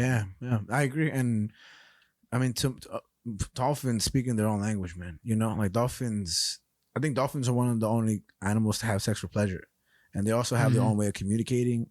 And they rape each other too, they rape humans too. Oh, but wow. they dolphins rape, and they get high on their own too. I don't know if you know this, but I didn't know that. Yeah, dolphins are weird motherfuckers, man. It's so creepy. But I gotta party some dolphins. You know, probably party with dolphins. Bill Cosby. Oh no! He didn't do nothing wrong though. Because of the justice system. The justice system said he did nothing wrong. He's innocent, man, per the justice system. But dolphins find a way to get high by squeezing this certain chemical out of a certain life form, and they pass it around. Pufferfish. Yeah, no, pufferfish. Thank you to Beatrice here. She actually mentioned that, heard through the headphones. You want to tell the people? What they do is they squeeze this toxin out the pufferfish that is toxic to other people, I would assume, but not to them, and it gets them quote unquote high. And they pass it around even, which is hilarious. And I'll put that on something because it's so funny. I would just love a circle like that 70s show where everyone's just passing around a pufferfish. like yo, you want to hit this pufferfish, man? Yeah, man, let me just finish raping this other dolphin. Man, dolphins, drugs and rape. Gee Christ. Damn, what the fuck? Where's A.M.C section, man? Yo, we need to get a dolphin on the show. We need to get some pufferfish. But no rape. Let's keep Earth Minded Matters anti-rape. Let's leave that to Nirvana with their Rape Me song. Oh man, that's a good song. That's a great song. I'm just saying. There's a video of Kurt Cobain. Not to get on the Kurt Cobain subject, but I think before he starts performing that song, he says, "This is for all the fat redneck rapists of the world," or something like that. Oh, and then he starts saying, "Rape me," and it's pretty dope. A lot of people, somebody I spoke to before was like, "I don't listen to that song because of how intense that is." Oh wow! And I'm like, "Well, that's you," because I do, and it's different though. It's different situations, different people, different perspectives. Definitely a strong lyric, without a doubt. And all jokes aside, that's a terrible thing, you know. We have fun here. Unlike dolphins, we're not for that shit. So, but I mean, to even sort of talk to that, because as we see with these guys partying, they're having a lot of fun. Yeah. Ingvar and Ada go to sleep. Yeah. And then Peter starts to make the moves on Maria once again, and she's not for it. She's like, nope. She's against it. She's trying to clean up, and Peter's like, well, you know what? I fucking saw you kill Ada's mother. You gonna tell her about that? And she was like, fuck. Yeah, and it's this moment of like, is he blackmailing her? Mm-hmm. And so she takes a moment and she kind of like moves into him and she's like, come here. She's like, come follow me. And she brings him near her door and starts kissing him. Mm-hmm. And he's like, oh shit. But then she pushes him into the door and locks him in there. Yeah. And he's like, so he was basically tricked, locked into a door. And that's Peter, right? He's just yelling like, hey, come on, let me out. Yeah. And then she goes away. And I thought this is just an interesting thing. She starts playing piano extremely loud. She tries to like drain out the sound. And that to me was just interesting. Like, you know, but then there's a lot of escapism. There's a lot of escapism in the different forms, right? Not only with the piano, but with Ada, you know, and just with everything. You know, I think one interesting thing about Maria is that maybe there's not enough facing reality. Oh, you know? Because earlier, I don't know if this is after or before, they visit a grave. It's probably before, but I think I know what you're talking to when Peter kind of like confronts her and he's like, you're the one being childish with playing house, pretending, with Ada and all this stuff and whatever. And with the grave visiting, she visits a grave with Ada. And that's the beginning of chapter 3. Beginning of chapter 3. And on the grave, it says Ada and their last name. And I wish they had included subtitles for that. Mm-hmm. But I mean, only I guess the Icelandians know what the fuck it said, you know. But we don't know what it says on the actual grave. But you can only assume that that's probably a child they lost in the past. Yeah, and that's what I mean by escapism. Even with the brother saying this or this, and with the many attempts of move he's made on her, she's just drowning it out. And I think with Ada, it's the same thing. She's just drowning it out because she doesn't want to face the realism of having maybe lost a child, or maybe that was her sister, or maybe this was this. But then we get to the scene where Ingvar, he's running in a field of puddles. It's a beautiful, beautiful scenery. Oh, and he's running. He runs towards the camera with the dog, and they're just running and running. And he just stops in front of the camera. He gasps. He's like, and he just yells, Ada! And we don't know what the fuck that was about. He's like reading like a bedtime story to her when that happens. Which is actually an Icelandic bedtime story. It's actual Dimitir or something like that. Okay. Yeah. Okay. Supposedly it's actually Icelandic fairy tale. And I didn't get that. Yeah, man. I saw a little video. Yeah, and but all those things are just interesting because again, this movie is we're doing our best interpretation, but it's fucking vague as shit. Yeah. And it aids it so well. It really does it a favor because it's more detail, I think, would ruin the movie. You know? Oh, yeah. It's definitely a show, don't tell kind of movie because there's not a lot of dialogue throughout the movie. Not even. That's why I think of it as like a not so silent film because they're just a little bit of talking. It increases in it and like, you know, gets to the pinnacle of it, but then it just really that's the highest it goes. Just a couple conversations, the loudness, the music. And eventually, after that whole scenario, Maria sends Peter off, gives him some money, and says, "You need to leave." Yeah, and puts him on a bus, and he gets the fuck out of there. Yeah, and she tells him like Ada's a gift, like a new beginning, and she's kind of just saying like, "You can't ruin this." Yeah, and she sends him off, and that's when things get really heavy because. We see in the last chapter in chapter 2 where the tractor breaks down in the middle of the road. And so in chapter 3, Peter takes Ada to a section in the fields and they're on a tractor, it breaks down, then they go fishing, they return home. Yeah. That's when the drinking stops after they get home and stuff like that. And so in chapter 3, once Ingvar wakes up, he's like, let's go fix up that tractor and stuff, Ada, and whatever. Mm-hmm. They go to clean it up while Maria's sending off Peter and whatever. Mm-hmm. And then they can't really fix a tractor. Yeah. So they're like, fuck it. Let's just walk back home. Mm-hmm. So they start walking back home. And Maria gets home before them. And she notices they're not home. And they're not home. And she's looking around. She's like, yo, where y'all at? Yeah. Whatever. And one thing that, again, you know what's interesting, man? What? When Ada looks herself in the reflections. Oh, yeah? Yeah, like she looks herself in the water reflection, the mirror reflection, the garages. And every time she just takes a look at herself. And she's just like, what the fuck am I? You know, like, well, and as she rightfully so is, because not only is she a sheep human, but again, like you said, she's a kid. Yeah. So everything is just like, imagine the things going through her head. Being that she can understand language and walk around and agree and disagree and stuff like that. imagine when she sees her reflection, and then she sees her parents, and then she sees her reflection, and she's like, "What am I?" And I mean, definitely without a doubt, because like she can't really speak. Not at all. And as you mentioned, like she definitely understands language. So yeah, definitely. What is going on through her mind when she looks in the mirror and she sees herself? So now, her and Ingvar are walking around after their failure of fixing the tractor, and they're walking. And then Maria is just looking for them, and then you hear a fucking gunshot. Yeah. And Maria's like, "What is that? What the fuck?" And I thought that this motherfucker killed Ara. Oh, really? My mind did not go bro, there. Immediately, I thought Ingvar killed Ara or himself, but more so Ara. That's not where my mind went at all. I was just like, what the fuck was that? I was just like, what? Peter. I was like, who just shot who? Like, that's all my mind was at. Okay. And Maria starts running off to the gunshot, and then it just cuts to fucking Ingvar just plugging up his neck. He just got shot. Yep. And this is a rifle, not a handgun. It's a rifle. A rifle. The whole time, even the sheep mom earlier, everything was a rifle. There's only one gun in the whole movie.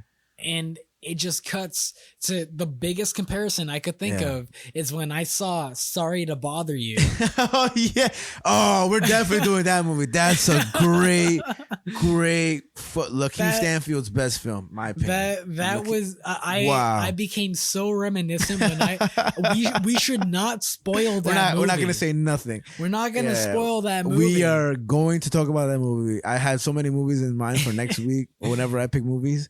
Nah, man, that might be it. That's a fucking great movie.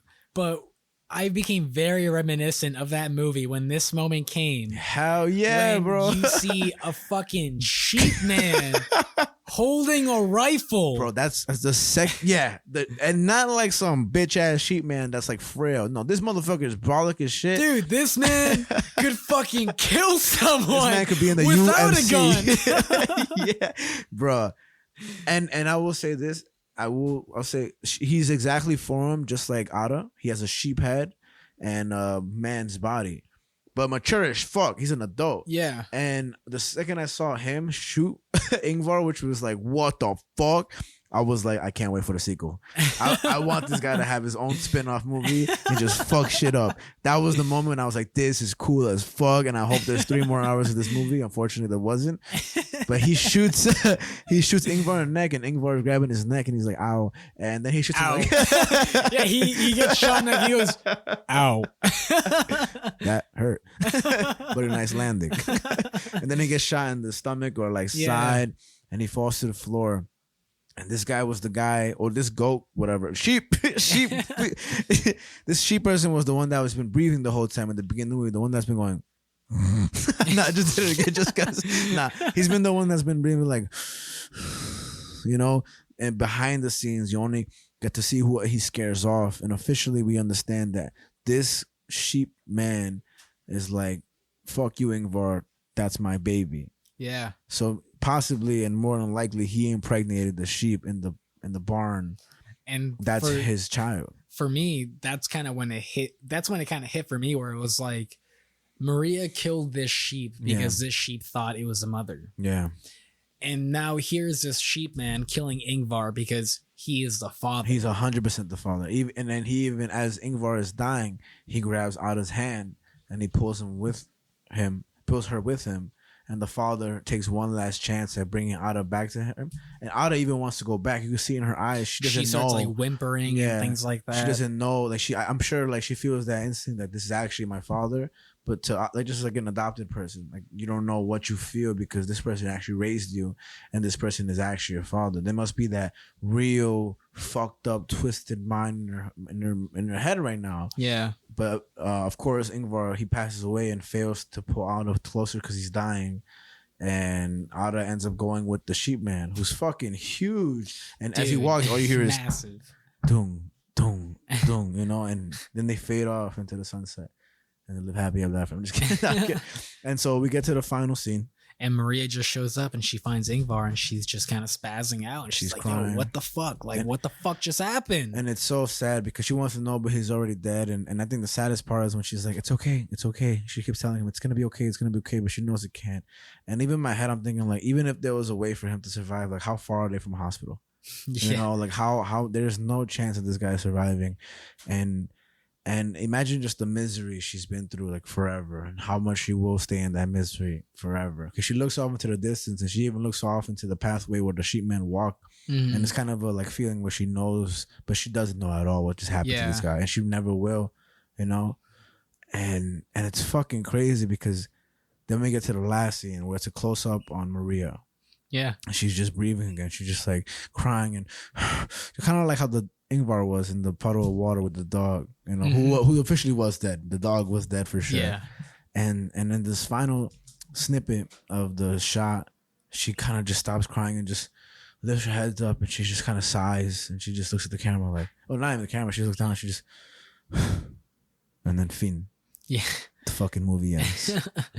And it's fucking weird, man. I don't know. I have no idea what she could have been thinking in that moment. You know, it could have been closure. It could have been just, what the fuck do I do? I thought she was going to kill herself as soon as she found Ingvar. I wouldn't be surprised, to be perfectly honest. I wouldn't put it out of like what she would do to herself.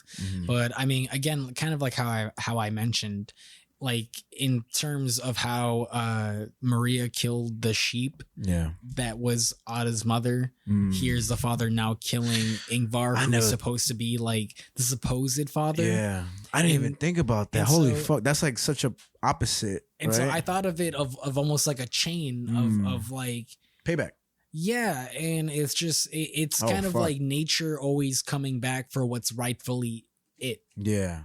Theirs, or theirs. Yeah. So which is kind of why I came a lot to these animal rights, the sort of like ideas or perspectives to this movie, because I just saw it a lot of like every life is precious, even animal lives, because you should witness or perceive an animal life as precious as like a child's life. Yeah.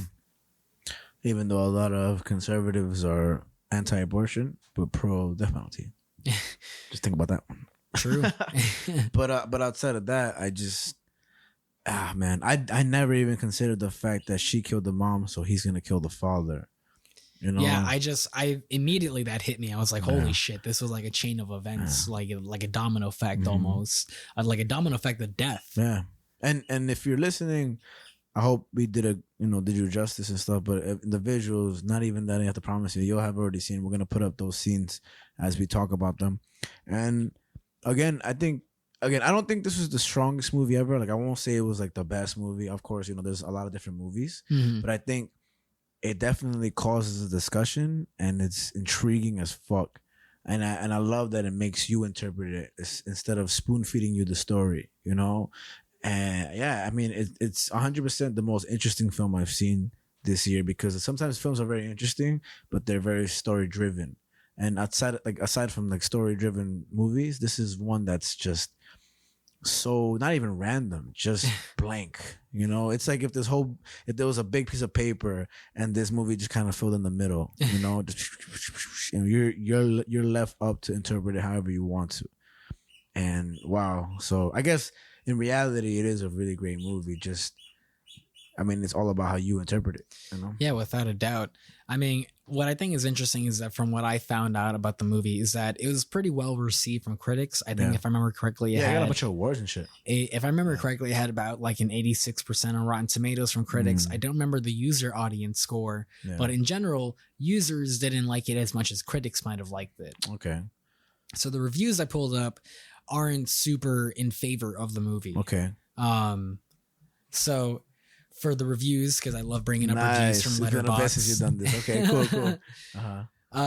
But for some of the reviews that I got for you today, the first one is from Elvis the Alien. Elvis the Alien. All right. They say, not once did she question whether or not her husband fucked the sheep.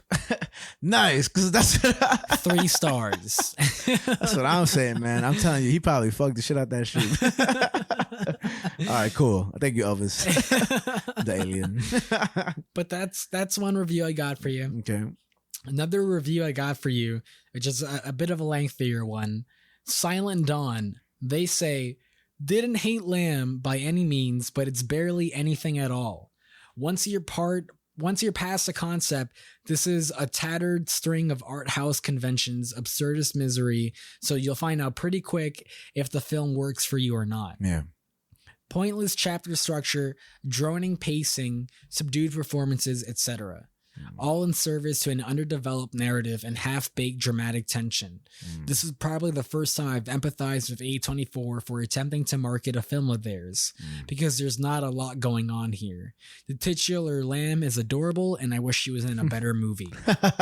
2 stars. I actually, that's one thing that I wanted to say earlier, but I didn't get a chance to because I forgot. I do feel that's why I didn't think this movie was the strongest, because I felt the whole time it was just anticipation for something that then it was really underwhelming. Even though the sheep man was dope as fuck, I still felt that there was going to be some bigger, crazier shit, like some really thwarted, fucked up shit. But I think in reality, the most fucked up shit that there was Ada. And it didn't really escalate more than that.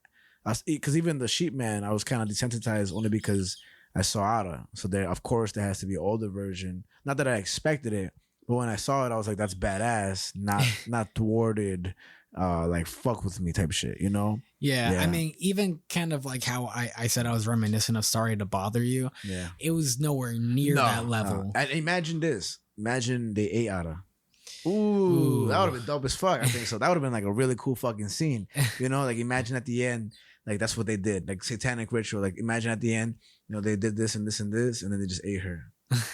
Oh my god, that shit would have been fucked. That would have been pretty fucked up. And then the sheep man comes in and kills all of them because they're eating the daughter, and he just kind of mourns. Oh, I'm gonna rewrite this movie. That's kind of cool, man. Holy shit! And then he takes shots to kill and runs away. That would be cool as fuck. I think so. That'd be pretty interesting, right? I'm gonna make that shit watch. But I got 2 more reviews for you. So the next one is from Rally Taukin. They say, this was the first time I very audibly said, hey, yo, what the fuck in a theater. So props to the movie, I guess. Yeah. 4.5 stars. All right. So I think that was a pretty good moment right there to kind of bring that up. Because and I'll say it again, just very reminiscent of Sorry to Bother You. Yeah, man. That was because when I saw Sorry to Bother You, people walked out of the theater in that big what the fuck moment in that movie. Those pussies. that's kind of like a good thing. I think if somebody walks on your movie, fuck you, man. Especially towards the end, you know, like how are you so upset? That's such a good fucking movie, man. It's such a good fucking. It's movie. A pretty interesting fucking movie. Man. It's honestly, it's not like top 5 of me or nothing, but honestly, I think.